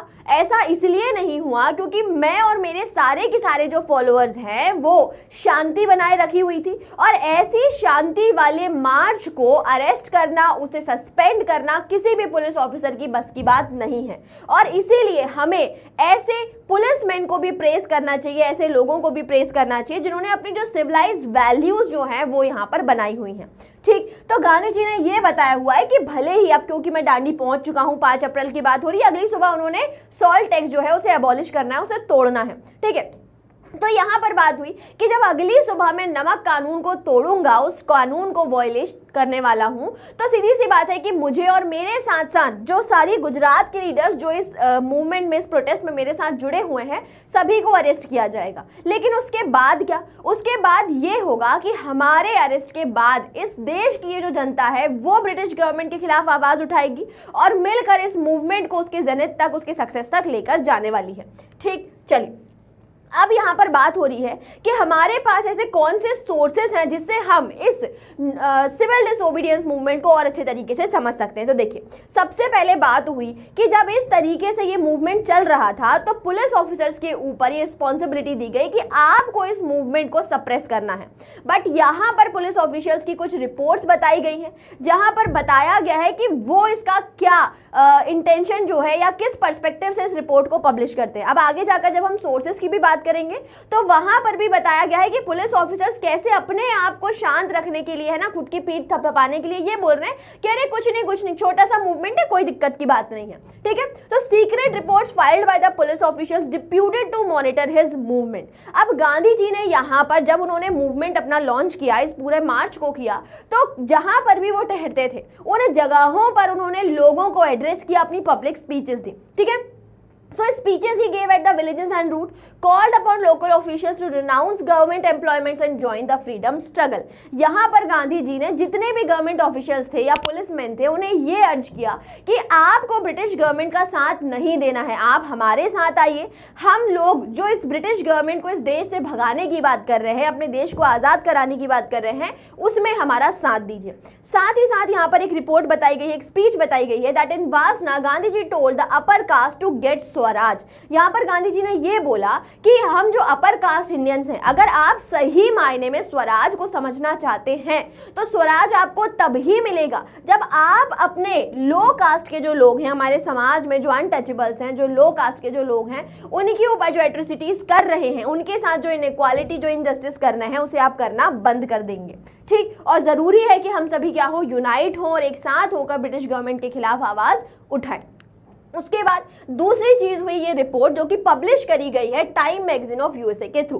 सो in its report on the march of the magazine was deeply sceptical of the salt march reaching its destination. यहाँ पर इस रिपोर्ट में शुरुआती समय है ना, मतलब 12 मार्च, 13 मार्च, 14 मार्च, 15 मार्च का जो समय, उस समय पर शुरुआत में जो भी न्यूज़पेपर रिपोर्ट्स लगी उन्होंने यही बोला कि भाई ये देखो कोई बड़ी बात नहीं है, ये गांधी जी जैसे ये जो दुबले पतले आदमी है ना, इतने पतले से दुबले से ये कभी डांडी पहुंच ही नहीं पाएंगे, है ना, बीच में ही कहीं पे चक्कर खा के गिर जाएंगे और इनका ये जो पूरा मार्च वार्च है ये ऐसे धरा की धरा रह जाएगा या फिर गवर्नमेंट इन्हें अरेस्ट कर लेगी। ठीक है, तो बार बार पर गवर्नमेंट को, गांधी जी को रेडिक्यूल किया गया, उनका मजाक उड़ाया गया, है ना। They called him spindly frame and spidery loins, है ना, ये बोला कि भाई दुबला पतला मकड़ी जैसा आदमी है, कुछ नहीं कर पाएगा। लेकिन जब गांधी जी अपने इस मार्च को सक्सेसफुली कंप्लीट करते हैं तो यहाँ पर ये जो न्यूज़पेपर हैं ये अपने व्यूज को चेंज कर लेते हैं और गांधी जी को प्रेस करते हैं, उन्हें सैल्यूट करते हैं और कहते हैं कि ही इज अ सेंट, है ना। ये एक स्टेटमेंट है, एक देश बनाने वाला एक इंसान है जिसने एक पूरा देश बनाया हुआ है। तो यहाँ पर ये भी बताया हुआ है कि कैसे जो लोग पहले गांधी जी को क्रिटिसाइज कर रहे थे अब वही उन्हें प्रेस करने लगे हैं, वो भी एक इंटरनेशनल लेवल के ऊपर। ठीक, चलिए अब यहाँ से बात हो रही है डायलॉग्स की। तो यहाँ पर सबसे पहले हमें समझना है कि सॉल्ट मार्च का सिग्निफिकेंस क्या है। जैसे हमने नॉन कॉपरेशन मूवमेंट के सिग्निफिकेंस के बारे में पढ़ा, वैसे ही डांडी मार्च के सिग्निफिकेंस के बारे में पढ़ते हैं। So that this movement brought Gandhi ji to the world attention, है ना। हमने यही देखा कि देखो क्या हो रहा था कि जब गांधी जी अपना इस पूरे मार्च को कंप्लीट कर रहे थे तो उनके साथ कई सारे जो अमेरिकन और जो दूसरे देश, दूसरे यूरोपियन देश के जो न्यूज रिपोर्टर्स हैं वो भी उन्हें कंपनी कर रहे थे, उनके पूरे मार्च को कवर कर रहे थे। तो ये पूरा जब मार्च कंप्लीट किया गया, जब इसकी रिपोर्ट्स दूसरे देशों में पब्लिश करी गई तो इससे समझ में आया कि भाई भारत जैसा कोई एक देश है जहां पर मोहनदास करमचंद गांधी जैसा कोई एक इंसान है जो इतने बड़े मार्च को कंप्लीट कर रहा है दुबला पतला, और ब्रिटिश राज्य जो है, ब्रिटिश गवर्नमेंट जो है उसकी नींव हिलाने की कोशिश कर रहा है। साथ ही साथ दूसरी चीज हुई विमेन पार्टिसिपेशन की, कि अभी तक जितने भी मूवमेंट हैं उसमें ज्यादातर जो पार्टिसिपेशन होता है वो मेल्स का था, बट नॉन कॉपरेशन मूवमेंट एक ऐसा मूवमेंट हुआ जहां पर कमला देवी चट्टोपाध्याय, साथ ही साथ सरोजिनी नायडू जैसे कई सारे जो फीमेल एक्टिविस्ट थी, उनके कहने पर गांधी जी ने विमेन को भी अलाउ किया कि भाई आप भी आइए और इस मूवमेंट में अपना पार्टिसिपेशन कीजिए। ठीक, so women participation large number the social activities Kamla Devi Chattopadhyay had persuaded Gandhi ji not to restrict the protest only to the men। साथ ही साथ ब्रिटिश गवर्नमेंट को अब ये रियलाइज हो गया कि भाई उन्हें अपनी उल्टी गिनती गिनना शुरू कर देना चाहिए, क्योंकि ऐसा कुछ भी नहीं है कि ब्रिटिश गवर्नमेंट जो अभी तक ये कहती थी कि द सन नेवर सेट, तो ऐसा समय नहीं है भैया, 6 बज चुके हैं, सूर्यास्त होने वाला है। ठीक, so the British government realise that the Raj would not last for ever and they needed to devolve some powers to the Indians. और उन्हें समझ में आ गया कि भाई अगर इंडिया में रहना है, इंडिया में बने रहना है तो थोड़ा ना थोड़ा पावर तो इंडियंस को देना ही पड़ेगा। ठीक, चलिए अब इसी बात को जानकर लॉर्ड इरविन जो है वो मिठाई का डब्बा लेकर गांधी जी के पास पहुंचते हैं, लेकिन मिठाई के डब्बे के नीचे उन्होंने एक लिफाफा छुपाया हुआ है जिसमें वो गांधी जी के साथ एक समझौता, एक पैक्ट करना चाहते हैं। तो चलिए उसकी बात करते हैं। Let's talk about the Gandhi Irwin pact. So after his release in January 1931, है ना, कि पहले ही तो भैया हमारे गांधी जी को जेल में डाल दिया 1930 में, और जनवरी 1931 में भी उन्हें इसलिए रिलीज किया कि भाई उनसे अब कुछ ना कुछ पेपर पे साइन करवाने थे। थे, लेकिन गांधी जी के पास भी पूरा दिमाग था। So lord Irwin had many meetings, है ना, उन्होंने लॉर्ड इरविन के साथ, वायसराय इरविन के साथ कई सारी मीटिंग्स करी, और उन सभी मीटिंग्स के बाद एक कंक्लूजन निकला कि गांधी जी को सिविल डिसोबीडियंस मूवमेंट को कॉल ऑफ करना पड़ेगा। ठीक है, all prisoners who were put in jail without trial will to be release. तो यहाँ पे क्या हो रहा है कि एक गेंद इरविन फेंक रहे हैं और एक गेंद गांधी जी फेंक रहे हैं। तो गांधी जी को ये इरविन ने बोला कि आपको सबसे पहले अपना जो सिविल डिसोबीडियंस मूवमेंट है उसको खत्म करना पड़ेगा। गांधी जी ने बोला बिल्कुल करूंगा, लेकिन पहले हम सभी को, ये जो तुमने जेलों में भर के रखा है, हम सभी को निकालो, मुझे भी निकालो भैया सबसे पहले। ठीक है, दूसरी चीज क्या हुई, दूसरी चीज ये बोली गांधी जी ने कि अब इसके बाद, क्योंकि मूवमेंट तुम्हें पता है कि हमने क्यों लॉन्च किया था, तो अब ये जो सॉल्ट के ऊपर ये जो तुम टैक्स लगा चुके हो इसको खत्म करो और हम सभी को अलाउ करो कि हम सभी को तुम क्या करोगे, सॉल्ट मेकिंग का काम करने दोगे, सॉल्ट मैन्युफैक्चरिंग जो है वो कोस्ट के ऊपर अलाउ करी जाएगी। उसके बाद ये हुआ, अब इरविन जी ने क्या बोला, ठीक है कि बोला गांधी जी देखो अब दो डिमांड आपकी हो गई, अब दूसरी मेरी सुनो। यहां पर लॉर्ड इरविन ने ये बोला कि आप ये जो सारी बातें कर रहे हो ना ये सही है, लेकिन मैं तो छोटा सा आदमी हूं, हमारे मेन तो कौन है, हमारे तो भैया बैठे हुए हैं इंग्लैंड में, लंदन में, वहां चलो मेरे साथ मीटिंग हो रही है, उस मीटिंग में पार्टिसिपेट करो और वहां पर जाकर अपनी सारी समस्याएं जो है वो उन्हें बताओ और वो आपकी समस्याओं को सुलझा देंगे। तो यहाँ पर कुछ ऐसा ही हुआ, गांधी जी को अर्ज किया गया that he have to represent himself in the second round table conference organise in the London. लेकिन जब ये सभी समझौते हो रहे थे, ये सभी डिमांड्स पुट करी जा रही थी, तो यहाँ पर जो रेडिकल नेशनलिस्ट है वो गांधी जी को इस बात पर भी क्रिटिसाइज कर रहे थे कि गांधी जी के पास एक गोल्डन अपॉर्चुनिटी थी जिसकी वजह से वो भगत सिंह, राजगुरु और सुखदेव की जो फांसी थी उसको भी माफ करवा सकते थे, लेकिन गांधी जी के ऐसा ना करने पर उन्हें वाइडली क्रिटिसिज्म को भी फेस करना पड़ा, जो कि आज तक भी है।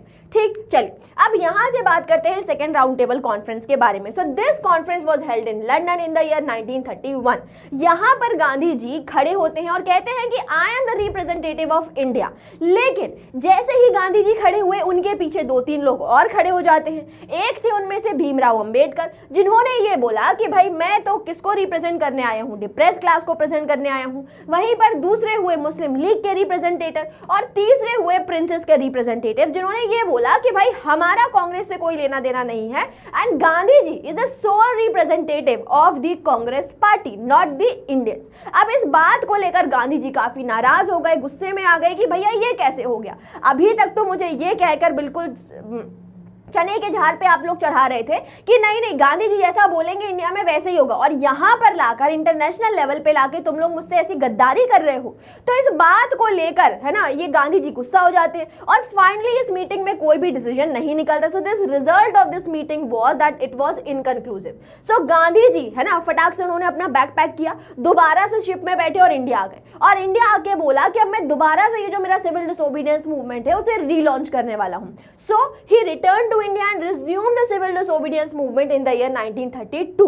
अब इन्हीं सभी चीजों को लेकर एक वॉइसर आए थे जिनका नाम था लॉर्ड विलिंगडन, और उन्होंने एक प्राइवेट लेटर में अपनी बहनिया को, अपनी सिस्टर को लिखा हुआ कि ये दुनिया जो है ना ये बड़ी खूबसूरत है, बड़ी सुंदर है, लेकिन गांधी जी के लिए नहीं है। एक ऐसा आदमी जो पूरे देश के बारे में सोच रहा है, उसके देश के ही लोग उसके बारे में नहीं सोच रहे हैं। ठीक, चलिए अब यहां पर बताया गया है सेपरेट इलेक्टोरेट के बारे में। ठीक है, कि भाई गांधी जी और जो बी आर अम्बेडकर हैं उनको क्या समस्या थी, बी आर अम्बेडकर आखिर क्यों अपने आप को कांग्रेस के साथ नहीं मिलाना चाहते थे, या क्यों वो गांधी जी से एग्री नहीं कर रहे हैं। तो यहां पर डॉक्टर बी आर अम्बेडकर जो हैं वो डिमांड करते हैं डिप्रेस क्लासेस के लिए भी सेपरेट इलेक्टोरेट, बट इसके अगेंस्ट होते हैं गांधी जी, और यहां पर उन दोनों के जो व्यूज हैं वो यहां पर बताए गए हैं। So at the round table conference Mahatma Gandhi stated his argument against separate electorate for the depress classes. यहां पर वो बोलते हैं कि अगर सेपरेट इलेक्टोरेट डिप्रेस क्लासेस को दे दिया गया तो उसकी वजह से क्या होगा, उसकी वजह से ये जो अनटचेबिलिटी है हमारे देश में पेरिनियल हो जाएगी, ये परपेचुइटी तक होगी। क्यों? क्योंकि भाई हमने क्या किया है, हमने हमारे समाज का जो एक वर्ग है उसको हमेशा से ही अपने आप से अलग कर दिया गया है। तो जरूरी है कि हम इन डिप्रेस क्लासेस को अपने आप से अलग करने की जगह जो प्रॉब्लम है, जो मेन चीज है यानी कि अनटचेबिलिटी, अगर हम उसे ही खत्म कर देते हैं तो एक पूरा हिंदू समाज जो है वो एक साथ आएगा और एक साथ मिलकर क्या कर सकता है, अपने देश का रिप्रेजेंटेशन कर सकता है, पॉलिटिकली एक्टिव हो सकता है। अब यहाँ पर बी आर अम्बेडकर के क्या विचार हैं, चलिए उसके बारे में देखते हैं। बी आर अम्बेडकर ये बोलते हैं कि हम समाज के उस ऐसे ग्रुप से बिलोंग कर रहे हैं जो सबसे पहले ब्रिटिश गवर्नमेंट से लड़ने से पहले तो आपसे ही लड़ेगा, आप कांग्रेस वासियों से, आप अपर कास्ट से ही लड़ने वाला है। क्यों? क्योंकि आपने क्या किया, आपने हमेशा हमें अपने आप के ऊपर डिपेंडेंट बनाए रखा, अपने हायर कास्ट जो है उसके ऊपर हमें हमेशा से दबाया हुआ है। हमारे डेवलपमेंट का हर एक दरवाजा जो है आपने उसे बोल्ट कर दिया है, आपने उसे उसकी कुंडी लगा दी है ताकि हम कभी भी अपने आप को डेवलप नहीं कर पाए। तो हम कैसे विश्वास कर लें कि कल को जब ब्रिटिश गवर्नमेंट यहाँ से चली जाएगी तो हमारा डेवलपमेंट हो सकता है? और अगर आप चाहते हैं कि सच में हम डिप्रेस क्लासेस का डेवलपमेंट हो तो वो तभी होगा जब हम में से ही किस लोगों के पास ये पावर होगा कि वो क्या करें, वो डिसीजन मेकिंग में पार्टिसिपेट करें, यानी कि उनके पास पॉलिटिकल पार्टिसिपेशन होना चाहिए। ठीक, तभी वो अपने आप को इस टायरनी से, इस ऑर्गेनाइज्ड टायरनी से प्रोटेक्ट कर सकते हैं। ठीक, चलिए जी अब आगे देखें। अब यहाँ पे कुछ मेजर इवेंट बताए गए हैं between the year 1935 two year 1945। चलिए उसे देखते हैं। तो सबसे पहले ये जो राउंड टेबल कॉन्फ्रेंसेस हैं, उसके बाद government of India act 1935 act आया और जिसके थ्रू ये प्रॉमिस किया गया कि जो इंडियंस है उन्हें एक रिप्रेजेंटेटिव फॉर्म ऑफ गवर्नमेंट जो है वो अलाउ करी जाएगी और इसके लिए पूरे इंडिया में इलेक्शन कराए गए। ठीक है, तो जितने भी जो ब्रिटिश प्रोविंसेस थे, है ना, क्योंकि उस समय पर इंडिया डिवाइडेड था, एक पार्ट था ब्रिटिश प्रोविंस का और दूसरा पार्ट था प्रिंसली स्टेट्स का। तो जहां जहां पर भी ब्रिटिश प्रोविंसेस थे उन सभी प्रोविंसेस में 1937 में इलेक्शन कराए गए, है ना, जिसमें रिस्ट्रिक्टेड फ्रेंचाइजी जो है, रिस्ट्रिक्टेड फ्रेंचाइजी का मतलब क्या हुआ, राइट टू वोट। अब राइट टू वोट सभी को नहीं दिया गया क्योंकि जो वोट देने का जो अधिकार था वो इनकम के बेसिस पे और जेंडर के बेसिस पे किया गया था। ठीक, उसके बाद अब जब ये इलेक्शन हुए तो इस इलेक्शन में कांग्रेस जो है वो विजयी भवा हो जाती है ना, बहुत बढ़िया जीत मिलती है उसको। क्यों? क्योंकि भाई 11 में से जो 8 प्रोविंसेस जो हैं वहां पर कांग्रेस जो है वो जीत जाती है। लेकिन 1939 में हो जाता है सेकेंड वर्ल्ड वॉर। ठीक है, अब इस सेकेंड वर्ल्ड वॉर होने के कारण जो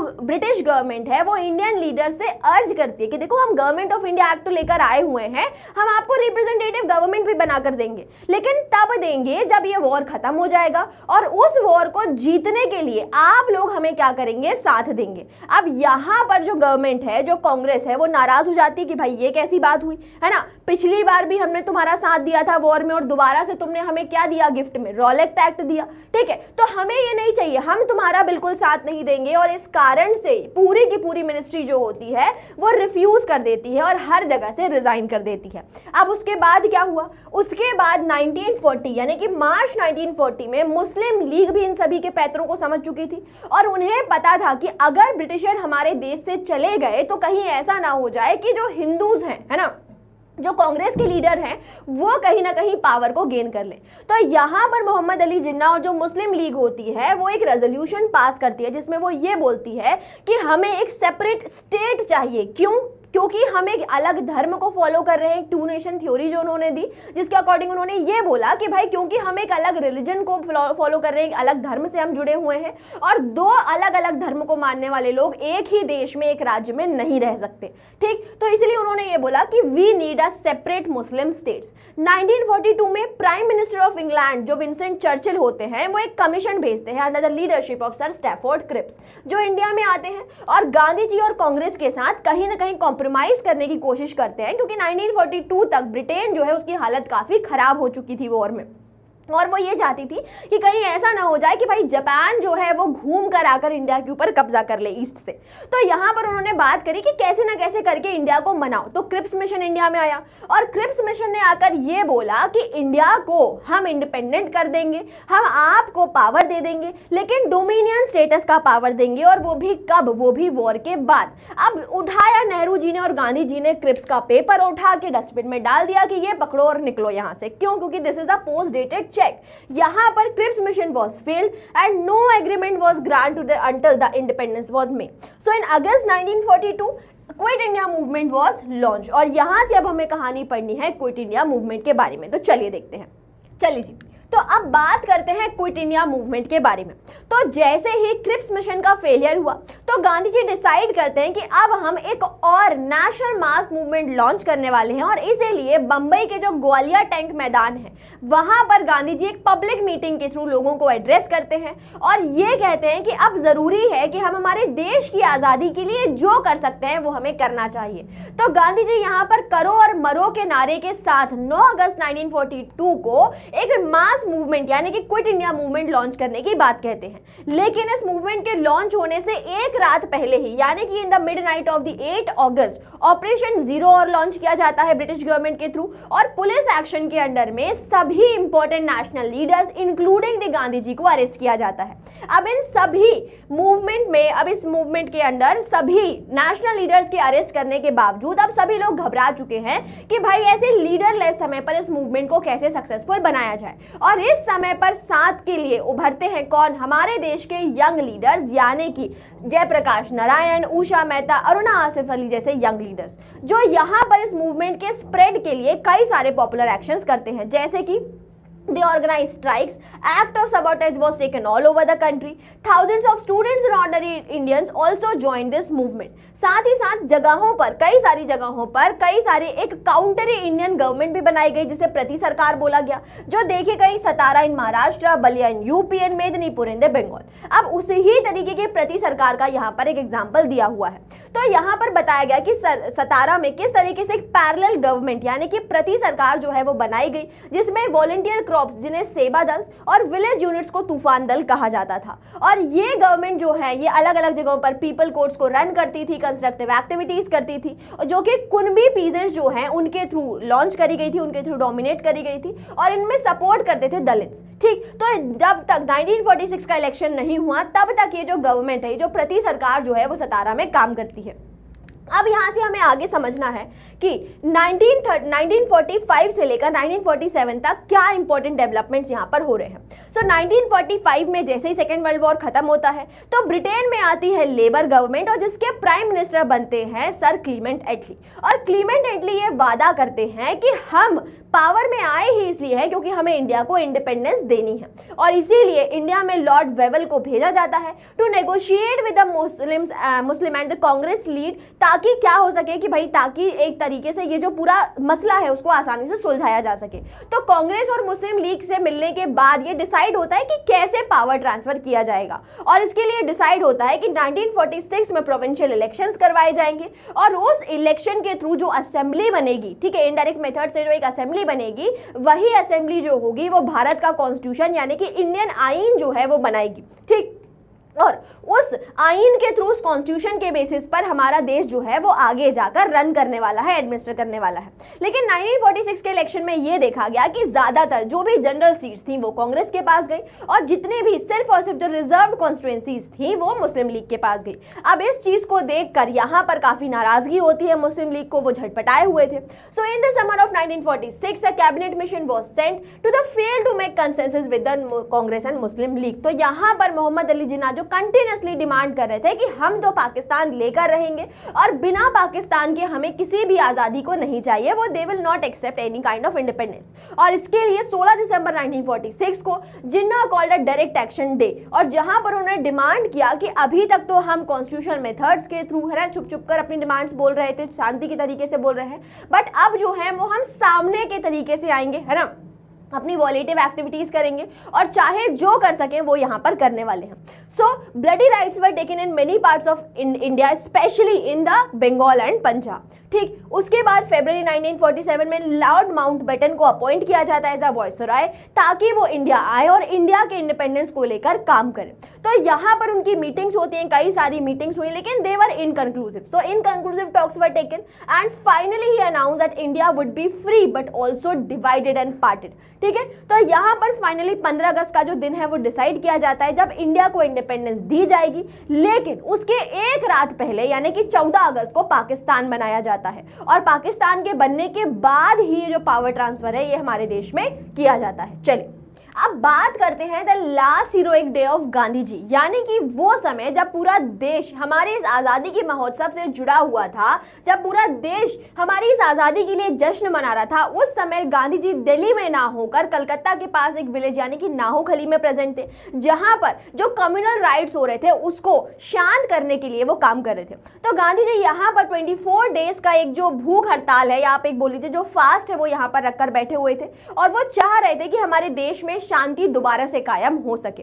अब इसके लिए गांधी जी इस फ्रीडम को ये कहते हैं कि मैं इस फ्रीडम को बिल्कुल भी एक्सेप्ट नहीं करता, क्योंकि ये हमारे लिए एक अनएक्सेप्टेबल प्राइज यानी कि डिवीजन यानी कि कम्युनल राइट्स को लेकर आई हुई है, और ऐसी फ्रीडम मुझे बिल्कुल भी नहीं चाहिए। तो डीजी तेंदुलकर यहाँ पर गांधी जी के बारे में लिखते हैं that he went around the hospitals and the refugees camp giving in consolation to the distressed people. साथ ही appeal to the Sikh, Hindus and the Muslim to not to forget their past and not to dwell on their sufferings but to extend the right hand of the fellowship to each other and to determine to live in the peace। तो गांधी जी यहाँ पर हमारे देश की हर एक community जो इस communal right से कहीं ना कहीं सफर कर रही थी या उसमें इन्वॉल्व थी, यानी कि हिंदू, सिख, मुस्लिम्स, सभी से यहाँ पर अर्ज कर रहे हैं, रिक्वेस्ट कर रहे हैं कि भाई आप शांति का बनाए रखें, आप शांति का हाथ बढ़ाएं अपने साथ के लोगों के लिए।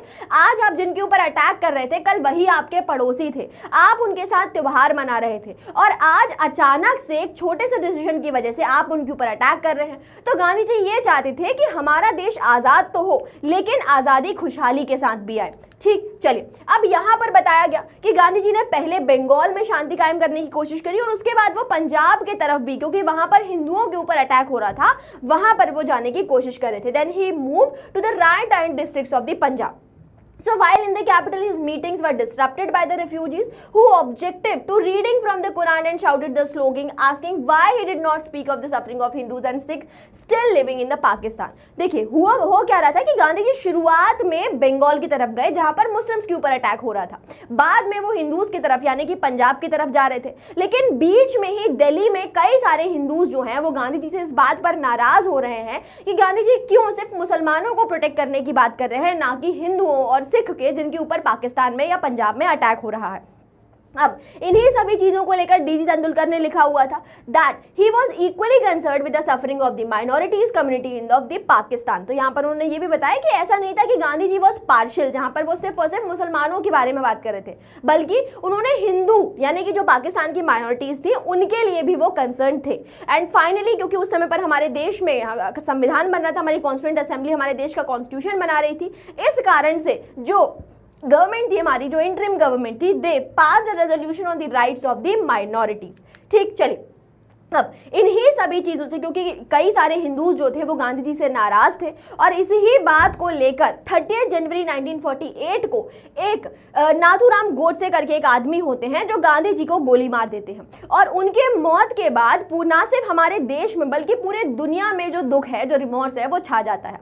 सो Gandhi जी's death led to an extraordinary outpouring of grief with rich tribute being paid to him across the world। ठीक है, जहां पर हर एक इंसान जो है इंटरनेशनल लेवल पर गांधी जी को प्रेस करता है, और उनके जाने के बाद इस दुनिया से हुए जो एक बहुत बड़ा लॉस है उसके बारे में यहाँ पर बात कर रहे हैं। So they compared him with international figures like the George Orwell and the Albert Einstein. साथ ही साथ जो टाइम मैगजीन, जो पहले गांधी जी को क्या बोल रहा था, सुकड़ा सा पतला सा आदमी, वही टाइम मैगजीन अब गांधी जी को ये बोल रहे हैं कि that they compared his martyrdom to that of the Abraham Lincoln. उन्होंने ये बोला कि जिस तरीके से यूएसए में अपार्टमेंट को खत्म करने के लिए, लोगों के साथ इनजस्टिस को खत्म करने के लिए अब्राहम लिंकन ने काम किया हुआ था, स्लेवरी के लिए उन्होंने काम किया हुआ था, वैसे ही यहाँ पर गांधी जी जो हैं वो भी एक नेशनल कॉज के लिए यहाँ पर अपनी जान दे चुके हैं।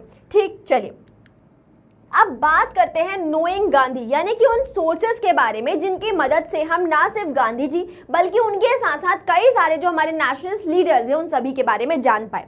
तो सबसे पहले यहाँ पर बात करी गई है public voices and private letters की। तो पब्लिक वॉइसेस का मतलब होता है स्पीचेस। अब ये स्पीचेस उस तरीके से डिजाइन करी जाती है जहां पर एक इंसान एक मास को, एक जनता तक अपने जो विचार है, अपने जो व्यूज है उसे पहुंचाने की कोशिश कर रहे हैं। और वहीं पर अगर हम प्राइवेट लेटर्स की बात करें तो इन प्राइवेट लेटर्स में एक इंसान जो है वो अपने प्राइवेट थॉट्स को किसी दूसरे इंसान के साथ शेयर करता है।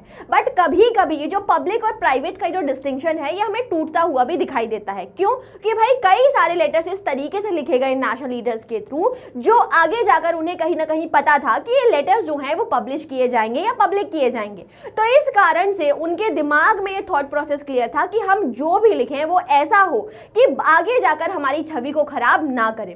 सो the public private distinction often break down. Many letters were also meant for the public.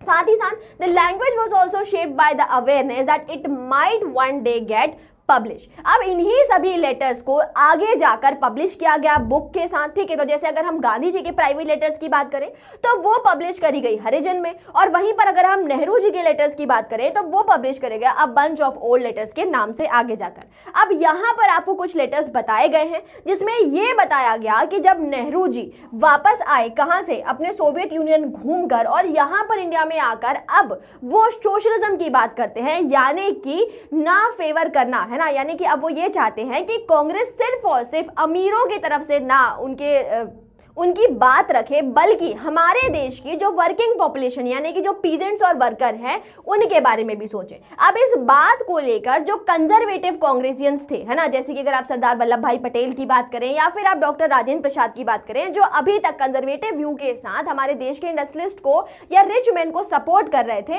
वो नेहरू जी के इस आइडिया के साथ काफी ज्यादा दुखी होते हैं। और यहां पर उन लेटर्स के थ्रू यही बताया है कि हर एक इंसान सोशलिज्म के बारे में और नेहरू जी के इस आइडिया के बारे में क्या सोचते हैं। तो यहां पर सबसे पहले एक लेटर लिखा हुआ है डॉक्टर राजेंद्र प्रसाद ने जवाहरलाल नेहरू जी को। तो यहां पर इस लेटर में यह बताया है कि हम कभी भी तुम्हारे सोशलिज्म के आइडिया के अगेंस्ट पर नहीं थे, बट तुम्हारे इस तरीके से कांग्रेस की मीटिंग्स में बात करना कहीं ना कहीं हमारे ऊपर कई सारे एलिगेशंस लगा रहा है और हमारी एक नेगेटिव छवि को लोगों के सामने प्रस्तुत कर रहा है। अब वहीं पर यहां पर जवाहरलाल नेहरू जी जो हैं वो अपने इन विचारों को महात्मा गांधी के साथ शेयर करते हैं, तो उसके बारे में यहां पर बताया हुआ है। सो माय डियर पापू, यहां पर नेहरू जी जो है वो लिखते हैं कि मेरा जो विचार है सोशलिज्म को लेकर शायद ये लोग जो है वो समझ नहीं पा रहे हैं, और मुझे इस तरीके का कोई पावर नहीं चाहिए जहां पर मेरे ऊपर कई तरीके के एलिगेशन जो हैं वो यहां पर लगाए जाएं। अब यहां पर गांधी जी जो हैं वो जवाहरलाल नेहरू को समझा रहे हैं कि देखो, मुझे पता है कि तुम में कैपेबिलिटी है, तुम एक पढ़े लिखे, एक समझदार और एक बहुत अच्छे इंसान हो, और शायद इसीलिए मैंने तुम्हें अपना सक्सेसर चुना हुआ है। और मैं चाहता हूं कि ये जो क्राउन ऑफ थ्रोन जो तुमने पहना हुआ है, जो कांटों का ताज तुमने पहना हुआ है, ये तुम बिल्कुल किसी के भी कहने के ऊपर, किसी भी प्रेशर में उतारो नहीं, उसे पहने रहो, ताकि क्या हो, आगे जाकर भले ही तुम्हारा सर जो है वो जख्मों से भर जाए, लेकिन फिर भी ये जो रिस्पॉन्सिबिलिटी तुम्हें दी गई है हमारे देश को बनाने की, उसे तुम बहुत बखूबी से निभाओ। ठीक, चलिए अब यहां पर बात हुई है किसी दूसरे सोर्स की, यानी कि ऑटोबायोग्राफीज की। तो अगर हम ऑटोबायोग्राफी की बात करें तो वैसे तो ये हमारे लिए बहुत अच्छे सोर्स होते हैं, क्योंकि ये किसी इंसान का पर्सनल अकाउंट होता है जो वो खुद लिखता है। बट इन्हीं ऑटोबायोग्राफीज को पढ़ते समय हमें कुछ कॉशंस रखने होंगे, कुछ सावधानियां हमें बरतनी होंगी। So these are the retrospective accounts, है ना। सबसे पहले हमें ये जानना होगा कि जब ये ऑटोबायोग्राफीज लिखी जा रही हैं, जिस इवेंट के बारे में इसे लिखा जा रहा है वो किसी बहुत ही पुराने समय में हुआ था, ठीक है। तो जो इंसान इसे लिख रहा है वो अपनी काफी धुंधली मेमोरीज जो है ना, वो काफी, आप बोल दीजिए कि जो काफी ब्लर मेमोरीज जो हैं उसके थ्रू वो उसे लिखने की कोशिश कर रहा है। साथ ही साथ जो इंसान इन बायोग्राफीज में अपने बारे में बता रहा है वो उन्हीं बातों को बताएगा जो उसके लिए इंपॉर्टेंट है, ठीक है। So these are based on the author's recollection, और वो जो कि उसे इंपॉर्टेंट लग रहे हैं। साथ ही साथ they need to understand the reason for silence। अब हमें यहाँ पर ये भी समझना है कि कई सारे, जब आप किसी बड़ी पर्सनालिटी की ऑटोबायोग्राफी को पढ़ते हैं तो उनके जीवन में कई सारे खराब इवेंट्स भी होते हैं जहाँ पर उन्हें क्रिटिसाइज भी किया जाता है, और ऐसे समय पर ये पर्सनालिटीज जो होती हैं अपनी ऑटोबायोग्राफीज में इन इवेंट के ऊपर, इन मुद्दों के ऊपर साइलेंस हो जाती हैं, और शायद कहीं ना कहीं ये पोर्ट्रे करने की कोशिश करती हैं कि भाई मैं इसे भूल चुका हूं, या आप एक तरीके से बोल लीजिए कि भाई विलफुल या फिर अनविटिंग एक्ट है ना, मतलब कि या तो खुद से नहीं बता रहे हैं या ये बता रहे हैं कि भाई मुझे नहीं पता, मैं शायद उस चीज के ऊपर कोई दिमाग नहीं रखता, ठीक। उसके बाद दूसरा रिकॉर्ड हुआ हमारे पास गवर्नमेंट रिकॉर्ड। अब ये गवर्नमेंट रिकॉर्ड, यानी कि इंडिया में जब नेशनलिस्ट मूवमेंट चल रहे थे तो उस समय पर जो कॉलोनियल गवर्नमेंट थी, जो पुलिस एक्शंस लिए जा रहे थे, उनकी रिपोर्ट्स है जो आपस में अपने अपने जगह पर उस मूवमेंट में जो भी रीजनल एक्टिविटीज हो रही हैं उनके बारे में उन्होंने बात किया। लेकिन ये भी हमारे लिए एक सही रिसोर्स नहीं होंगे, या आप एक तरीके से बात कर लीजिए कि आप उनके ऊपर कंप्लीटली रिलाय नहीं कर सकते। क्यों? क्योंकि वो आपको गवर्नमेंट पर्सपेक्टिव के बारे में बताएगी और अपने आप को हमेशा प्रेस करने की कोशिश करेगी, ठीक। उसके बाद लास्ट में आते हैं न्यूज़पेपर रिपोर्ट्स। अब न्यूज़पेपर रिपोर्ट्स वैसे तो आप सही मान सकते हैं, लेकिन newspaper reports are also not unbiased. क्यों? क्योंकि भाई ये रिपोर्ट्स किसी ना किसी एडिटर के थ्रू लिखी जाती हैं, और वो एडिटर जो है वो अपने पर्सनल ओपिनियन के थ्रू इन रिपोर्ट्स को शेप कर सकता है। तो यहाँ पर आप जो हैं, आपको अपने माइंड को काफी एक्टिव रखना है। जब भी आप किसी भी नेशनल लीडर्स के बारे में या हमारे देश की किसी भी एक्टिविटी को पढ़ें तो आपको ये समझ समझना है कि कौन सा रिसोर्स हमारे लिए कितनी सही बात को बता रहा है। ठीक, चलिए अब यहाँ पर उन्हीं फोर्टनाइटली रिपोर्ट्स के बारे में डिस्कशन किया गया है, ठीक है, जिसमें बताया गया कि शुरुआत में सॉल्ट मार्च को किस तरीके से उन्हें समझा कि बहुत ही लीनियंट मूवमेंट है ना, जगह जगह पर छोटी मोटी एक्टिविटीज हो रही हैं, ठीक, लेकिन बाद में जो सेकेंड हाफ हुआ है ना, जब मार्च की अप्रैल की बात आई तो वहां से चीजें जो हैं वो और गड़बड़ होनी शुरू हो गई। लेकिन उसके बाद भी जगह जगह पर जो पुलिस एक्शन है वो यही बता रहा है कि नहीं, everything is under the control. ठीक, चलिए अब यहाँ पे फाइनली हम कंक्लूजन की बात करते हैं कि इन रिपोर्ट्स को पढ़ते समय हमें किन क्वेश्चंस को याद रखना है। So this can not be accepted literally as they are representing what was happening on the ground, है ना। तो आपको ये समझना है कि इन रिपोर्ट्स को आप एज इट इज एक्सेप्ट नहीं कर सकते, है ना, उन्हें जैसी वो बताई जा रही हैं उन्हें आप सही नहीं मान सकते। क्यों? कि वहां पर बहुत सारी जो चीजें होती हैं वो फैब्रिकेटेड होती हैं। उसके बाद ये जो रिपोर्ट्स होती हैं ये आपको उन ऑफिशियल्स के फियर्स के बारे में, उनकी एंग्जाइटी के बारे में भी रिफ्लेक्ट करता है, ठीक है। तो आपको ये बात भी यहाँ पर दिमाग में रखनी है। साथ ही साथ ये जो अरेस्ट होते हैं, ठीक है, तो यहाँ पे बताया गया कि अरेस्ट ऑफ महात्मा गांधी, तो यहाँ पर बार बार इन रिपोर्ट्स के थ्रू ये बताया जा रहा है कि अगर कोई मासिव इवेंट हुआ या अगर कोई वॉलेटिव एक्टिविटी हुई तो हम नेशनल लीडर्स को और महात्मा गांधी को अरेस्ट कर लेंगे।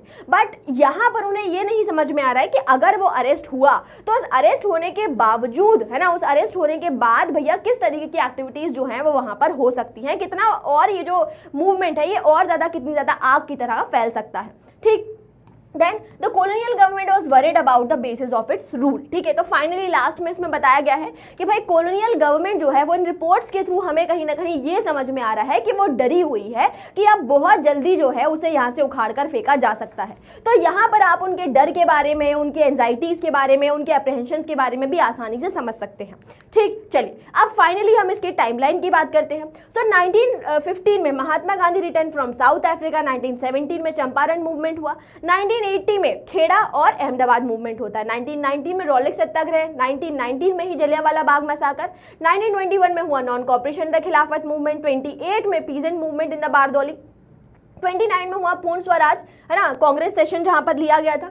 उसके बाद 1930 में सिविल डिसोबीडियंस मूवमेंट होता है, गांधी जी का जो दांडी मार्च है वो कंप्लीट होता है। 1931 में Gandhi Irwin pact second round table conference, 35 में government of India act which gave the some form of representative government to India. साथ ही साथ 39 में कांग्रेस मिनिस्ट्री रिजाइन कर देती है फर्स्ट सेकंड वर्ल्ड वॉर के बाद, और 42 में क्विट इंडिया मूवमेंट जो है वो लॉन्च किया जाता है। 46 में Mahatma Gandhi visit the Noakhali and other riot time areas in the name of the communal violence. ठीक है, तो भाई इसी के साथ हमारा ये जो चैप्टर है ये फाइनली कंप्लीट होता है।